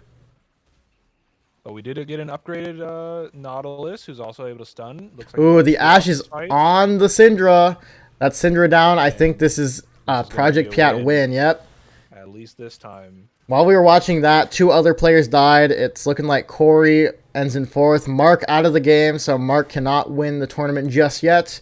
It is down to Mandu. On 1 life, though. Yeah. So if either Talos or Piat are able to kill him even 1 more time, we are safe. And this is also good for Talos and Piat because both of them have denied so many points from other players, even though they didn't need to have, they only needed 1 point each, but now they're in the top 3. So a lot of points denied. Other players probably denied of their check since they went first, second. And yeah, it's going to be a close one. We just need to see if Mandu can clutch it out or not at 1 life.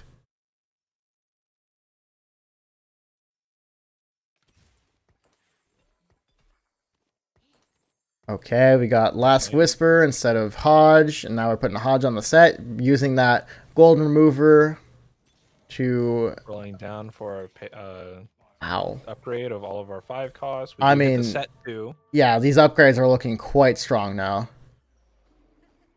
Ooh, Talos is bored. Bench 3.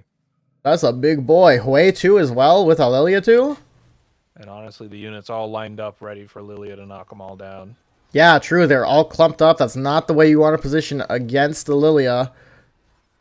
So it's looking like Talus's board is gonna mow down Project Piats. Yeah, Set's gonna have to do some hard work here in order to Yeah. make this okay. It's actually a lot closer than I thought it would be, but still. Yeah, Ash managing to dodge Lilia a few times. And oh, look at that. Mandu actually lost to the out. ghost board, so Mandu is out. The tournament will continue. We're going at least another game, everyone. And now Talos and Project Piat are honestly just playing for bragging rights because both of them can't win the tournament based off this. They're both going into check based off this. It's just, I want more points. No, I want more points. That's all we're doing here. So let's actually watch from Talos' perspective. We didn't see a lot of him this game. Please. End this misery. Look. There's a, hey, you know, what can I say? What can I say? You guys are stuck in the infinite loop. They tried repositioning, and still Lilia's targeting right at the Ash and the Azir. And gets absolutely blown up by this Hui ult. I can't take it anymore. Anthony begging for his competitors to win. He does not want to play anymore.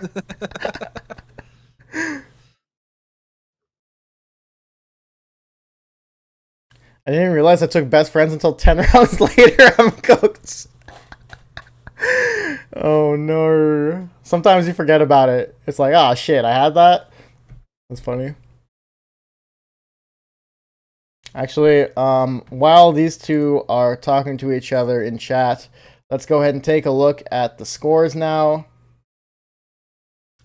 After game 4, did anyone else get into check? Let's see. Corey's at 15 now, and so is Greek Maestro, actually. Both now on that 15 mark, unfortunately. Neither of them got in the check. And I believe Shortbread and Anthony also just a little bit off, yeah.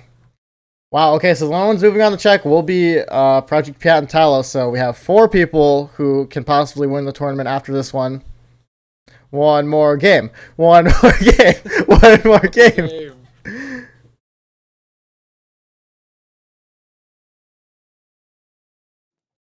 I mean, this is looking like a Lissandra 2 for Piet. But is it going to be enough? Sunfire. Already a Sunfire on their board, so it's not even adding anti-heal to their board. Just like a little bit of HP, pretty much. They going Lilia 5? What's happening here? This Kench is so cool, man. Dude, he's a big guy. I love Kench so much. I do too. This freaking catfish. You know what? Fine, I'll win it all. That's a spirit. Yeah, you just need to go first, then you win the tournament. Like, what?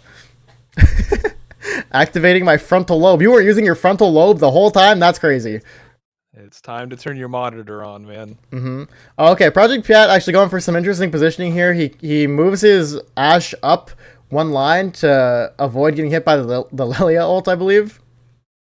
It doesn't mean the Nico is on it, though. The Nico honestly might kill the Ashe. Okay, it was close. It did a decent job at It did.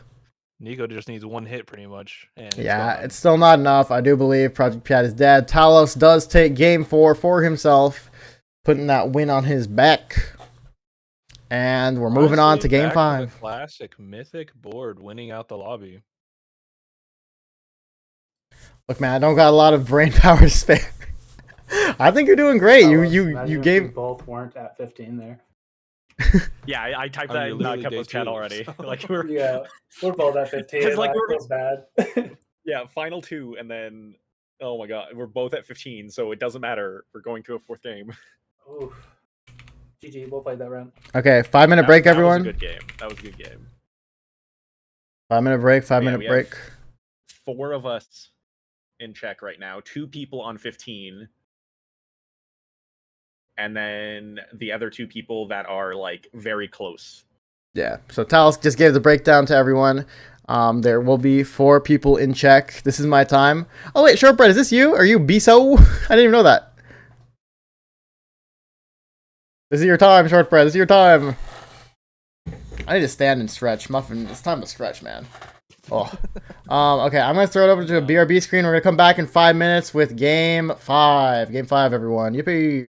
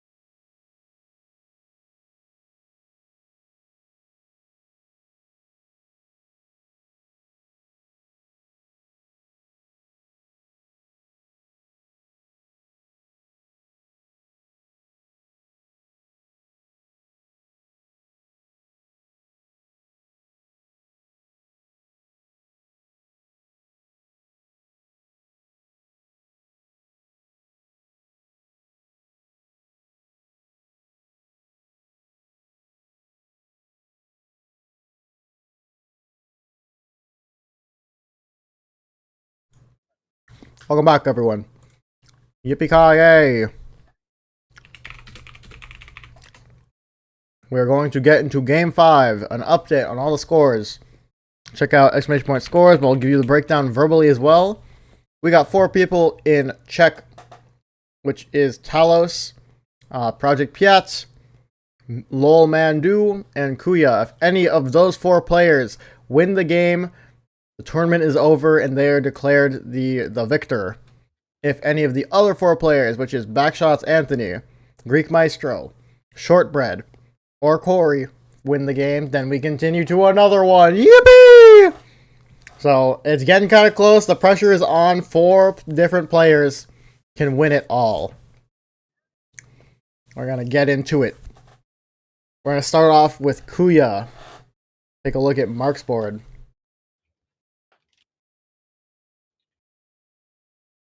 We're going to stick with him until we reach the augments. But Mark was the first one to hit this check, and he still has not won his game. So he said, I saw he was typing in league chat earlier. He said he blew his load in the first 2 games. I don't know what that means, but And as always, Talos one guying on the pot of gold. Oh my! If it was pot of gold, that would have been so funny. He's gonna hit it one of Two these people days. lost stream. 2 people lost stream. Oh. We are missing Corey and Mandu stream. It's okay though.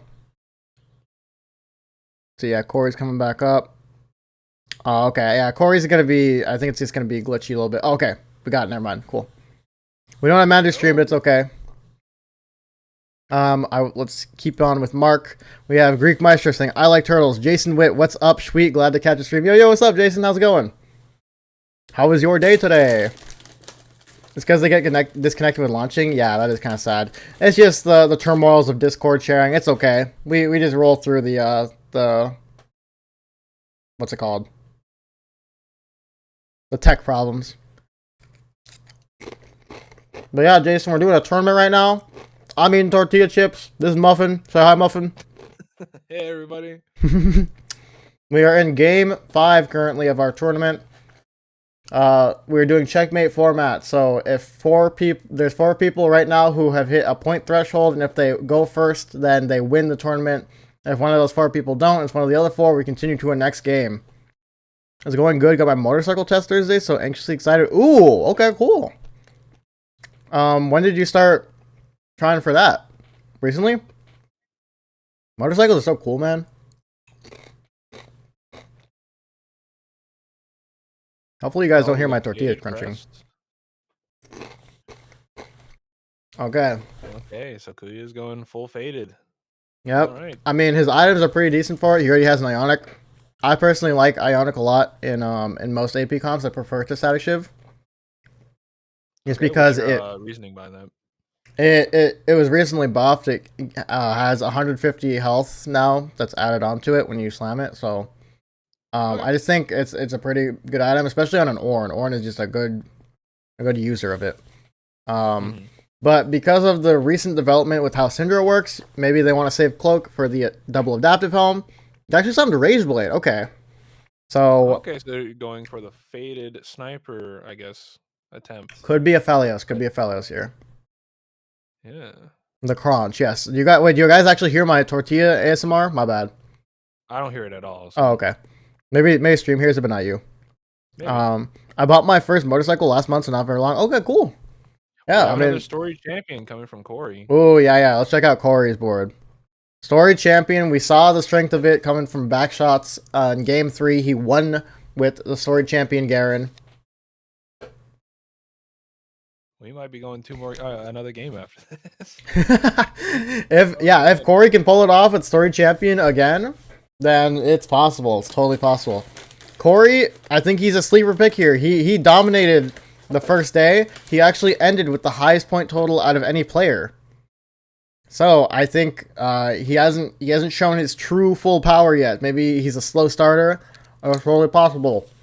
I have tortilla chip in my mouth. I think he was the highest scored player by like a few points, like 29 to most people being like 25 or 24. Yeah, the next the night lobbies had a couple people at 27, but out of everyone, he was the highest. Gotcha. So if he can hit this Garen as quickly as Backshots did in game 3, then he's already set himself up really well. He has a bow, half an item for the completed Titan Resolve, and then all that's remaining is a BT Bloodthirster. It doesn't look like, or maybe he wants to prioritize the Archangel instead of Bloodthirster. We don't know. Totally possible. But let's check in with Talos, one of our other players on check right now, who could potentially win the tournament. Also with the Garen 2 on board. And Cybernetic Bulk. Ooh, you don't see people take this augment too often nowadays. I feel like it should be like really good for Warden meta, right? Because you're just getting a bunch of like raw AP for that damage reduction. I would agree with that. It does have good synergy with Warden because Warden does give you the stats, the magic resist, and armor that you want to pair with some health to multiply the value of it. So yeah, Bulk would be really good with that. Yeah, I've tried it a couple of times, and I feel like it's done pretty well for me. But you're right. I don't see too many people picking it, but I don't know. Muffin, I might have to have you carry this commentary while I crunch. He said, "I want to eat chips." So you come. Oh man, this guy's crazy. Good chip. Nom nom. Greek yeah, Maestro, we see from Talus's board, he has Patient Study. Patient Study level 5, that's an interesting strat. He might have pressed level... I think he had to have pressed level to get to level 5 at 2-4. So he is still losing because he doesn't have many upgrades. That's what he wants with Patient Study. Usually you get more value out of it losing than winning. But it looks like this is going to be his first last because he's at 100 HP. We do have Piat, who also has like who got Umbral Crest as their augment, which is pretty big if you're able to capitalize on it. If you're able to, we haven't seen too many Umbral players today, but We actually haven't. Umbral, That's very true. yeah. But Umbral always obviously a very powerful comp. So. His items are looking more Yone-esque than a Loon, I will say. Maybe it's a Yone. I mean, yeah, Yone 3, run it back. I mean, we saw it one yesterday. It's totally viable. He doesn't go for the tier, so probably just wants to complete a Shojin with that. I do imagine. He's also holding 2 Zoe on bench, so might be cooking a little bit here. Umbral Crest Zoe? Okay, goodbye. Never mind. I'll shut up. Nah, I'll take the money. Give me some interest.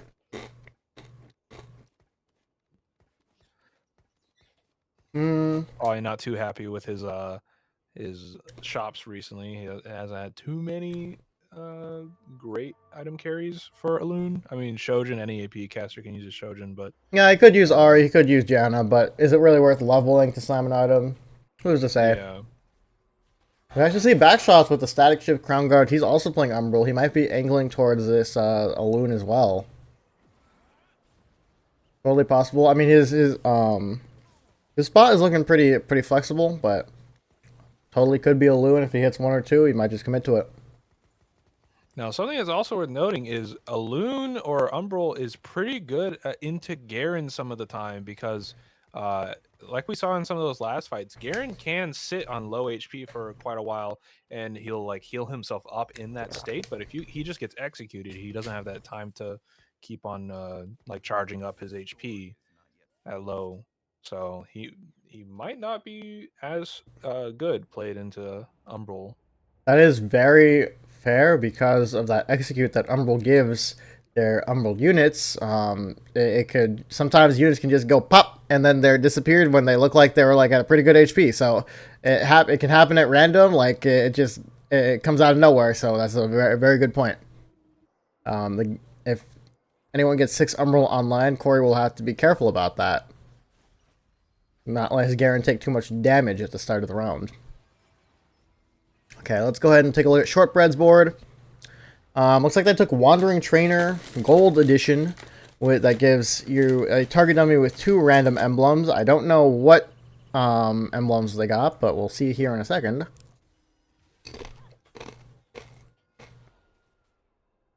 Nom nom nom nom. Those are some tasty chips, man. Dude, I love tortilla chips. What can I say?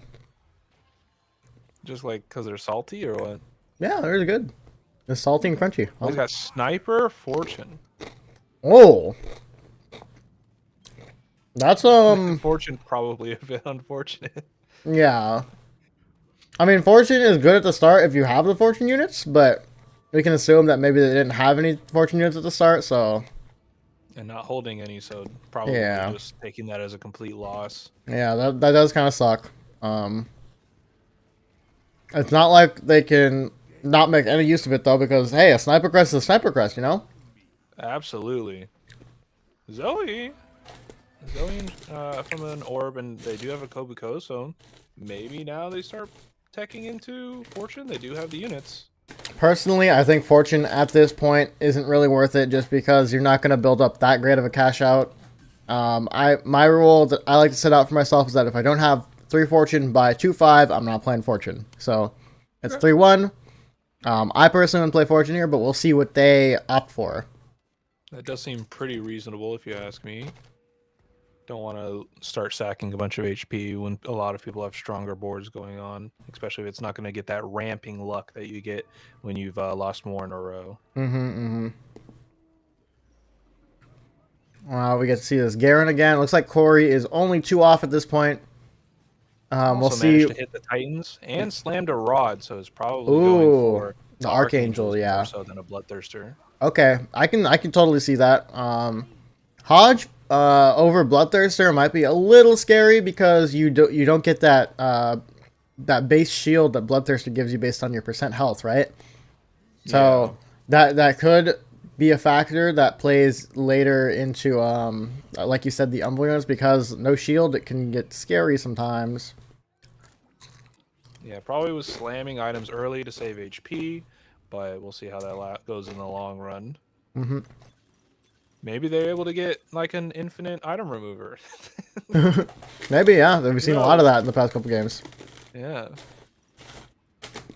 We're seeing what We have a Shortbread's Radiant picking item. here. Yeah. Radiant. They do have Accomplice. They take Lucky Gloves Plus. That probably would have been They my already pick have as 2 well, gloves yeah. on- They have a lot of gloves, so this totally makes sense. This is gonna be a very lucky board. And when you get this augment, now the name of the game is how many gloves can I get? Because it really can get overwhelming for the enemies when you just have every unit on your board with these gloves that are best in slot for them. Corey typed something in chat, 2 for 1. Oh. He took 2 for 1. I don't know if he's saying it's bad or good. What is your thoughts on 2 for 1 from his position? 2 for 1 is if you pick an item or pick a unit, you get 2 of them. Okay, so it's kind of an econ augment, but also kind of a reroll augment in a way. So he only has to find 1 Garen in order to hit his 3-star. Doesn't really have to roll too much. Is probably what he's thinking. Might even be able to hit a couple other 3-stars from the comp. So if he's able to 3-star some of the other wardens, that's kind of scary. Yeah, that might be the play he's going for here, especially because he doesn't really need any more Garens. He's going to lock the GX, or maybe not. Yeah, he has some decisions to make here. He is rolling a little bit. Or maybe he doesn't feel stable yet. He's also looking towards the level button. I think he's a little confused about what he might want to do. But we'll see. He is currently win streaking, so he's in a good spot. And he's queuing into the other win streaker, Talos, who has an Ashe at level 6. An Ashe. Oh yeah. For a second I thought that was a Caitlyn. I was like, where's the Ashe? Okay. Still holding on to Garen 2, probably very happy with that. Garen 2, even without like this augment, is still pretty solid, so yeah. I will say Talos' position is kind of illegal. He has 2 combat augments and an Ashe at level 6 with an item slam. That is kind of crazy. That is a bit of a high roll. And we're looking at Morgana giving everyone 4-cost champions, so that's really nice for the people at the bottom who get their pick at whatever 4-cost carry they want. Looks like Kuya goes ahead and takes an Ashe. Yeah, I think Project Piat got stunlocked there because he wanted the Lilia, and Backshots also just happened to want the Lilia. Couldn't get what he wanted. That is quite unfortunate, and I get kind of mad when I'm like, dude, it's on the opposite side, and so the other person took it on first pick, but I don't get it, fuck me. So I think Project Piat is probably experiencing that since he just stood in the middle. He's like, fuck. Yeah. Big rip. Oh, So we actually have Garen 3 online. Oh, okay. That's important. We also have Talos rolling down a little bit at 7. Hits an Aurelia at 7. I feel like this is like the 3rd time he's hit Aurelia at 7 for some reason.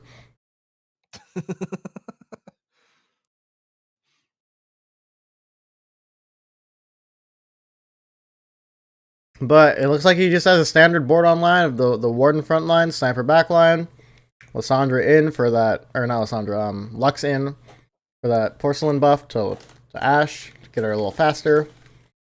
And it looks like Mandu is going for a duelist line. Currently has Titan's Bloodthirster on a Darius. Probably wants to transition that to Lee Sin or Volibear later, one of the two.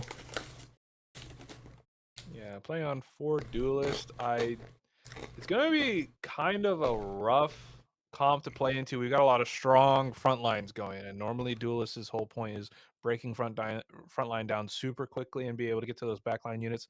I don't know if he's going to be able to really pull that off with literally a Garen 3 in the lobby, as well as a cybernetic Bulk. So that's going to be a bit scary.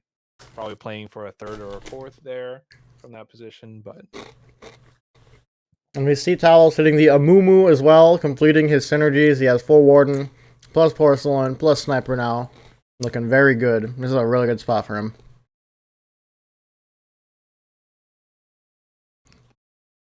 Let's check in with Greek Maestro. Currently middle of the pack, sitting on 15 points. So he is going to get checked next game no matter what. But the main thing for him is denying the other 4 players of hitting that first place, because the check he gets won't matter if someone else goes first. So he kind of needs to play for first here. Yeah, Vertical Arcanist. We saw Cat had success with that yesterday.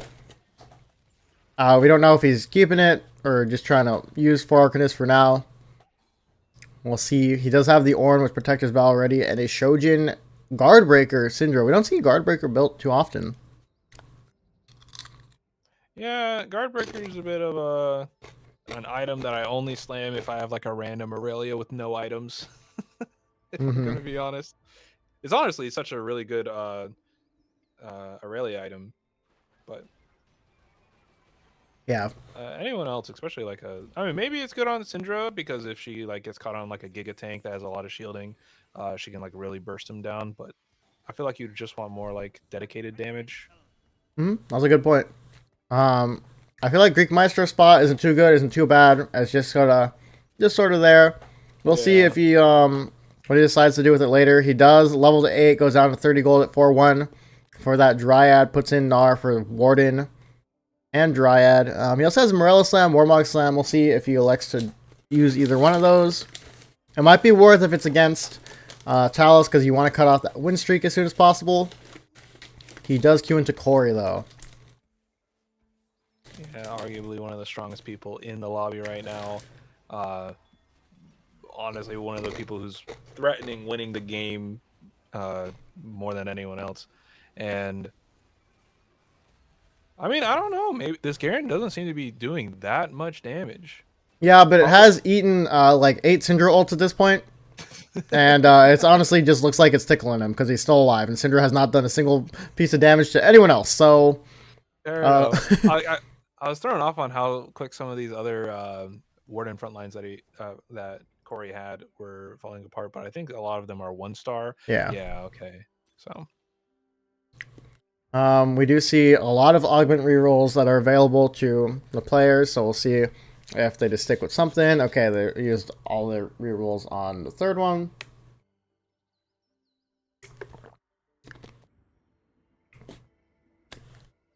I do like the difference in speed different players take augments. You usually see Kuya take an augment immediately. Like, he just rerolls boom, boom, boom, and then takes one. A lot of the other players we see, like, take their time. They're like, this one. Okay, reroll this one. They're much more careful about it. Yeah. Kuya's board is also kind of correct. Let's take a look. After having gotten a Fortune Spat and a Sniper Spat. So we're looking at 5 Faded, 4 Sniper. Almost fully upgraded. Still waiting for a Ornn upgrade to come along. I mean, yeah, this is all at level 7, by the way. Get Porcelain in. Yeah.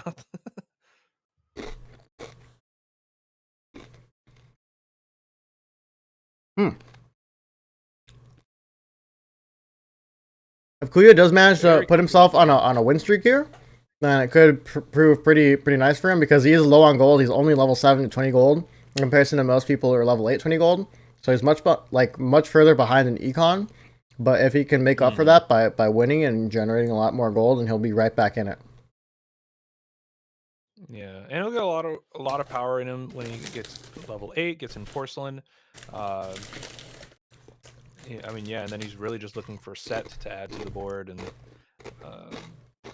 that'll kind of be nice because it fits very comfortably with set being Faded and Warden, and then just an Amumu 2, and then having these two behemoths, as well as Ornn just being a really good unit that can sometimes add items to your board. Already having your major upgrade is pretty sick. You just need a third item for this Ash. Getting in the Greek Maestro here, they have very similar boards. Greek Maestro just missing the Ash, playing more of an AP comp with Syndra. But they're both running some sort of Faded Dryad. Oh, quite the close fight. Yeah, does manage to clutch it out. Kuya does. Oh, Chalice knocked off his win streak. It might have been Corey. Also important to note, Mandu is down to 1 life. That is one of our players who needs to get a first here in order to win the tournament. Otherwise, it goes on. So he's brought down to 1 life. That's probably reassuring to the other players, to Shortbread, Corey, Backshots, and Greek Maestro. However, there's still 3 other players who have the potential of winning.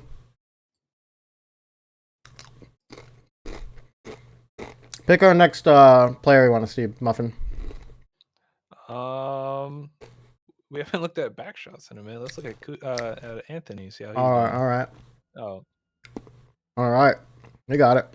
Full mythic board. Okay, 7 mythic. I like it. Okay. Has that mythic spat, 2 combat augments. It's honestly looking pretty strong. Honestly, decent econ as well. Lilia pair, just ready to go level 8 and probably try and find that upgrade for both Ornn and Lilia, and then get this. Oh,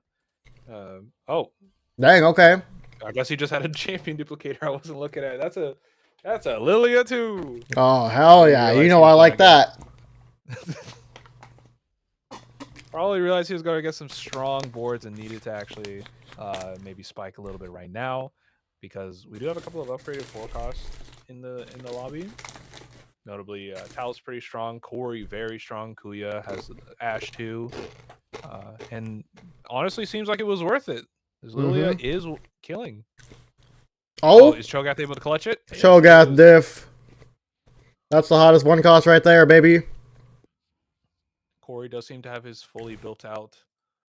Yeah, with that Archangel. Garen, yeah, and he's just not dying. And that's actually a huge turn of events for Mark, because Mark used all of his gold to go to level 8 there. He wanted to try and spike, and Backshots just took him off that win streak. So, right now it's looking like Corey is the man to beat with this Garen. It might just win out the lobby yet again. It would be crazy if 2 games were won out by the Garen augment. Oh, is the portal that where you drop below 40 HP, you get a cash? Okay. I was just watching Kuya, and I saw him get 2 thieves gloves, or a thieves gloves and like another item. So I was like, what happened there? Okay. Unless he's hacking the game. Totally possible. Wait, it's thieves gloves? Wait, that's huge for Shortbread. Shortbread has lucky gloves. Actually. Wait, that's actually such a high roll. Oh my god. Lobby RNG. Yeah. Okay, I see Shortbread losing to Mandu's 1 life board right now. Looks like Mandu has duelist, vertical duelist. So Mandu stays alive for 1 more round. But yeah, Shortbread, if they got the thieves gloves off of that Radiant Blessing, that would have been crazy. Did opt to go for 4 sniper, 6 ghostly. In darkness, we find Doesn't seem to be going super well for them, not having not even an upgraded Senna, so. So usually Thieves Gloves is better value on the higher cost units, and with vertical ghostly, you're playing a lot of lower cost units, so they are losing a bit of value there. However, they have a lot of resources left. They have 50 gold to roll with.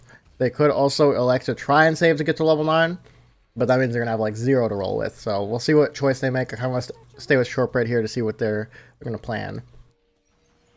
Yeah, if they don't roll now, they are risking rolling into some of these very strong boards, such as Corey, and then being on 1 life. And something that's like can't be overstated is sometimes when you have to make a lot of changes in 1 move or 1 turn, it doesn't matter how much gold you have. You just don't have the mental capacity to figure that out. Agreed. Looks like they're figuring out their items right now. They also have an anvil on bench that they can use. Gonna go with the Shojin. Maybe they're able to get this Morgana out of the front line. Ooh, yeah. They probably want to pick the anvil first to get a glove instead of slamming that jeweled gauntlet. I think they're realizing that now. A little bit of hindsight, but it's okay.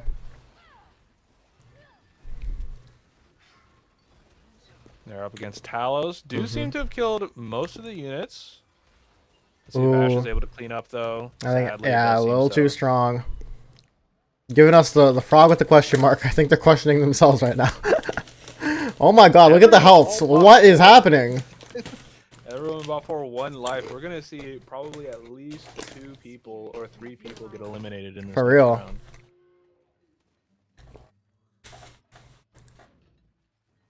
Wouldn't it be crazy if Mandu just lives and wins out? At 2 would HP. be- as I said, I'd be very surprised to see Duelist clutch it. That would be a very interesting turn of it. Here, let's switch over to Greek Maestro's board. He's going to be fighting. It looks like backshots, and one of them will be dying here. Both of them will be hitting the Actually, no. Backshots needs 6th or above to hit that check threshold. So we'll see if Backshot is able to overcome Greek Maestro. Greek Maestro will hit it no matter what, even if he only gets 1 point. And it looks like Backshots will go down. Shortbread as well. Yeah, unfortunately, Backshots had the upgraded Lilia for damage, but did not have nearly as strong as a front line as the Faded. So goes 7th. Oh no, goes 8th. Yeah, so both of them at -7. That's really unlucky. A tie yet again. Shortbread wins it out. Backshot's going to 8th. Shortbread at 7th. So if Shortbread and Backshots have any chance of winning this tournament, now they're rooting for Corey or Greek Maestro because the other 4 players are still in it that could put an end to this tournament. Right now I'm looking at Project Piat, who is running the full 6 Umbral 4 Invoker board. Yeah. Actually, yeah, this is a very strong Umbral board. Yeah, hit a Loon 3 in that last turn. Going against Geek Maestro. Maestro able to burn through the front line very easily. Okay. Oh, a loon. Jesus with the Christ. Umbral. Oh. Yeah, my God. All right. Project Wins Piat it out. taking out Greek Maestro. So we have 4 players in check still up. Okay. Let me correcting myself. Mandu and Kuya both going down at the same exact time. So Corey is the only one standing in between Talos in the win and Project Piat in the win. We have an update. We have Backshots rooting for the people who are in check to win because he wants to get out. Mark rooting for Corey. Still in a pretty strong position though. Yeah. 30 gold, about to go level 9. Oh, just sends it level 9. Puts in that recon. Just a little bit stronger. It's looking kind of crazy. He hits the Alawi upgrade. I mean, he has every upgrade he wants besides the Aurelia, maybe recon. I'm not sure if that's the optimal unit to put in. We'll see. Talos thinking about positioning. He is the one. He also has a Zoe 3. Yeah. Because of that 2-for-1 that he took. He hit Zoe 3 as well. So a great That's backline. A very nice secondary carry. Yeah, exactly. It's not just Garen putting all the weight on his shoulders. And honestly, this Aurelia is not a bad unit. Even at 1 star, is pretty good to put some items on. So if he he will make it to this next neutrals round, and we'll start being able to even maybe build up a 3rd carry. So it looks like Corey does beat Talos' board. I don't know what board Project Piat was fighting, but it was a ghost, so he does go on a win streak here. Oh man, Muffin, it might come down to the Umbral versus Garen, like you said earlier, actually. That might Because be it. Project Piet has this 6 Umbral board, and this Alloon is looking quite strong. Once he hits a Lilia too, it might be even stronger. I don't know. This is kind of scary. He was fighting the Garen board? Okay. Mandu just told me in chat that Project Piet was fighting the Garen board, so he beat Corey's Ghost. That's huge information. So it's not like Corey's board is completely invincible. At least the Ghost can be beaten. Alloon. Okay, we're watching Talos versus Project Piet right now.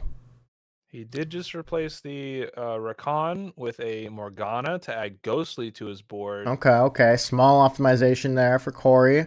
I'm looking at the fight but between. It does look like his Garen instantly gets culled down. This might be a Piet winning. Oh, but Talos beats Project Piet. Oh? He's brought down to 1 life. So we might have a rock, paper, scissors going on here. It's a interesting little triangle we got going Oh on. my lord, okay. So here's the thing. I think Talos, if anything, he just wants to avoid Project Piet winning. Basically, he's rooting for himself or Corey. So if I'm sure if Talos can take out Project Piet, he's happy with that result. And if Corey wins, yes, like Mark said in chat, if Corey wins, we go on to another game.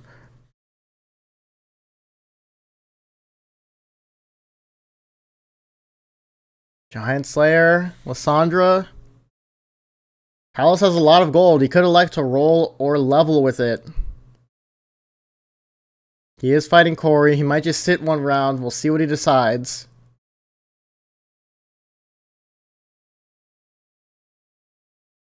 I think he wants to put that Garen in a pot. Put that Garen in a pot. Okay, Corey actually locking shop for a Mumu, trying to be able to maybe hit a Mumu 3. A Mumu 3? Why doesn't he just buy it? Why is he locking shop? Because he already used his 2 for 1. Oh, wow, okay. Some sweaty tactics here. Yeah. Oh? Okay, yeah. It seems like Corey just straight up loses to Project Piet, so that's one life taken from Corey. Oh, if Project Piet cues into Talos again, he might die because it looks like they're playing some rock, paper, scissors here. This is kind of scary.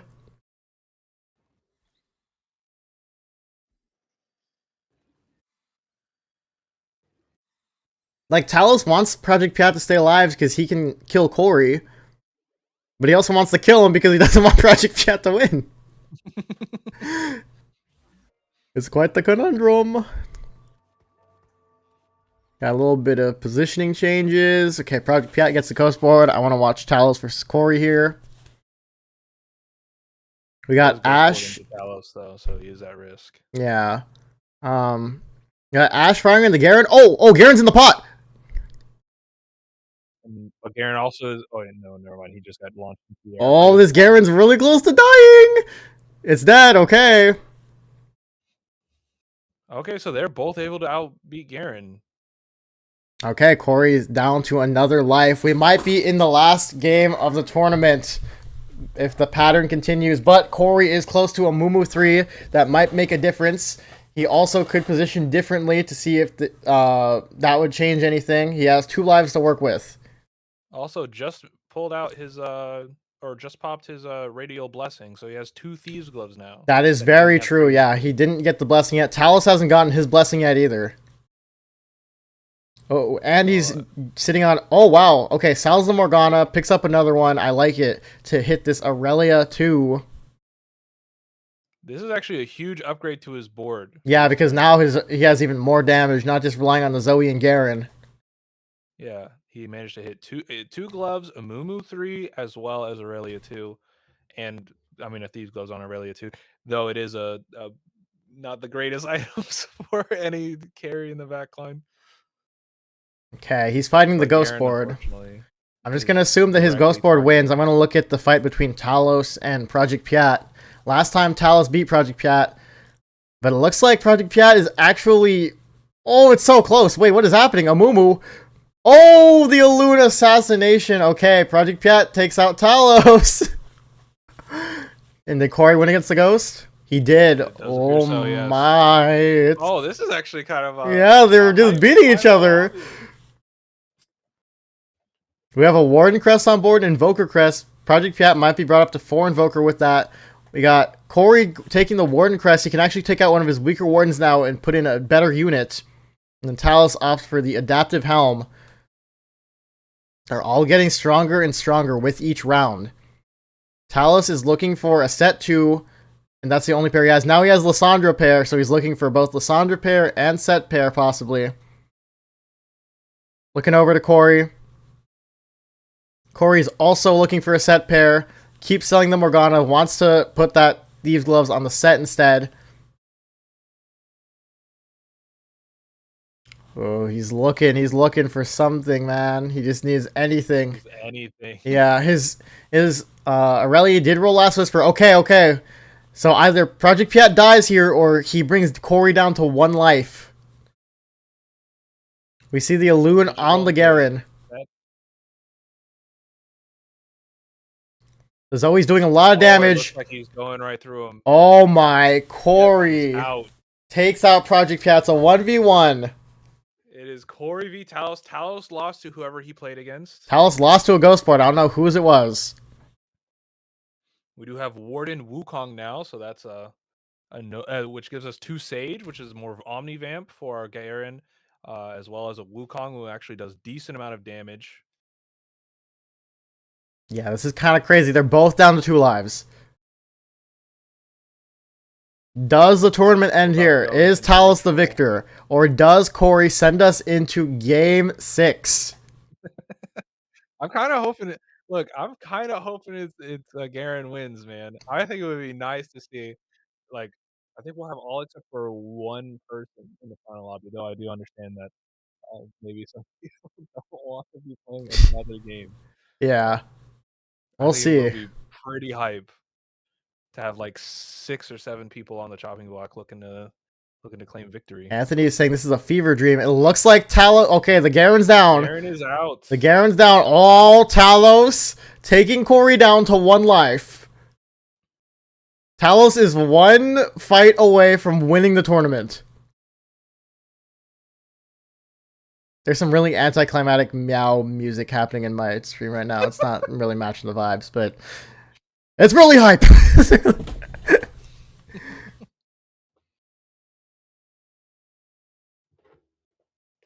And the thing is, Talos gets even stronger as well if he happens to hit the set.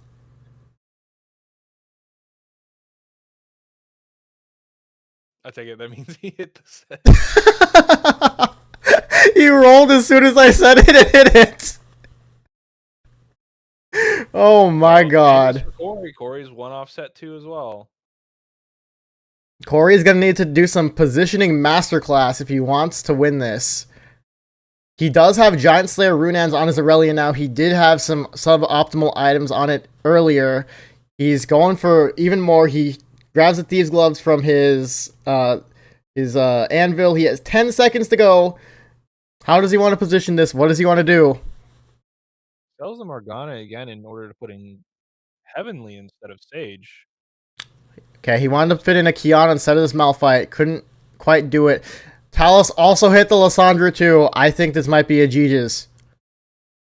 The only way this goes well for Corey is if this Aurelia is able to live long enough to kill these backline units, and Garen is able to just like stall for long enough. The Zoe's down. The Garen is looking quite weak.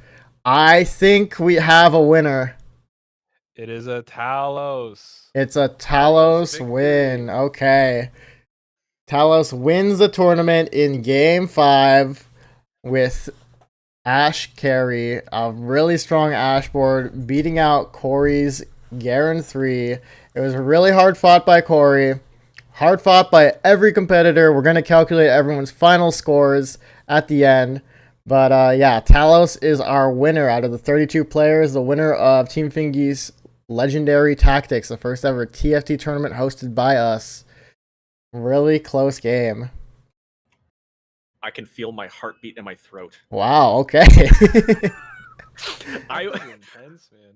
that I last bet a lot of people. that rock paper scissors honestly at the end happy. was like, they can, they holy can all go shit. eat their meat fries now. Yeah. So, to all the players, thank you. You guys are dismissed. I know someone's got hot pot. I know someone's got other stuff they want to do. So yeah, you guys are all good to go. Thank you for playing. We're gonna calculate the final score. So if anyone cares, you can stick around for that. And yeah, we're gonna get into it. Shortbread people leave. So yeah, we're gonna bring up that over here. I think Merritt's updating the scoreboard as we speak. Talos Veyren ending on 31 points plus the win. He is crowned the victor with 31 points. Right behind him, Lol Mandu in second place, 29 points, and then tied for third are both Project Piat and Kuya. Fifth place would have been in check if Talos didn't win is Corey with 22 points. Greek Maestro in sixth. Backshots 7th, and then Shortbread coming in 8th. But all the players played super well yesterday to make it to this point in the tournament, to make it to the final lobby. However, it is Talos who comes on top. Wow. Oh yeah. Quite the crazy game to end it off on too. Well, I Yeah, mean, honestly, from the beginning, I was I high rolled fairly confident that Garen was going to win that out. So I'm very impressed that Yeah. Talos was able to beat it. Garen was scary, but like it was like very similar feeling that like this game to like the fourth game yesterday, because I high rolled the Ash on 5. What the heck? And then I Okay. also got Lysandra on 7 for my 4 porcelain. That's illegal. Yeah. So like I felt really, really good like going into like at least top 4ing that, and then like being able to find the upgrades, be able to go 9, and then yeah, like the positioning is what mattered at the end versus Piat and that nasty Garen. Talos, do you have anything else you want to say as the victor here? No, I mean, to the fans, to the believers, we did it. All of you in chat, I see you. I had you up the whole time. I was looking at you as you were looking at me. But no, thanks for hosting. Thanks for having us. Excited for the next one already. Okay, I like it. And yeah, to the players still on call, I appreciate you guys. Thanks for playing. Like I said before, yesterday, I think we're gonna try and create some sort of feedback for them because this is the first time we're organizing something like this. We want to know how we can improve, make the players' experience better, make the viewer experience better. We tried out a lot of different things here, and yeah, I think overall pretty successful. It did end in 5 games as I predicted. I think everyone's time was spent pretty well. We got it through all the games relatively quickly, not too many interruptions. Yeah, I think we're chilling. So thank you guys for playing. I appreciate it. Thanks everyone who's watching. I'm gonna throw it over to the caster screen. Muffin, I didn't even tell you to cast with me today. I just asked if you wanted to suddenly in game 1, and you came to my aid, so I appreciate that. Do you have anything you want to say to the people? None. It was a lot of fun hanging out. I just like talking about video games, man. So, Yeah, it was cool. It was cool. Yeah, I was glad to be here. Thanks for having me. Yeah, for sure. Okay, I'm gonna end stream now. That's the end of Team Fingies Legendary Tactics. Again, our winner is Talos Veyren. He's in chat right there, so go ahead and click on his name and check out his channel if you'd like to. He streams as well. I think recently he was streaming Paper Mario, so he's a variety gamer and clearly pretty cracked at TFT. Also, any other players in the tournament that you played with or that you think played well, check out their channels as well. A lot of the people playing are streamers themselves. So yeah, I hope this was a good event. Not only did people have some competitive fun, but I hope we built some community, made some new friends along the way, right? So yeah, thank you, Merrick. Merrick, do you want to come and call and say something because you're kind of the co-host here too? I didn't even know Merrick left. Yeah, he's not in call. Okay, well, Merrick helped out a lot. So thank you to Merrick as well for helping me with the event. Kapow and Angel, like a lot of different people. Our casters from yesterday, Katie, Night Mystique, Ewick, everyone helping for the event. And yeah, we're gonna end it here. I'm gonna shout out our casters one more time. Here's Muffin's channel. Here's our TF Discord. and or not just Discord, but the TF socials. And yeah, I'm gonna end stream now. So I'm gonna find, hopefully it's from someone from TF is streaming. Maybe let's see. Anyone from TF live right now? Yeah, we got Jahesh live. I'm gonna raid him. He's a fellow TF member. Looks like he's Sweaty Sunday. And yeah, we're gonna end. Goodbye. Goodbye.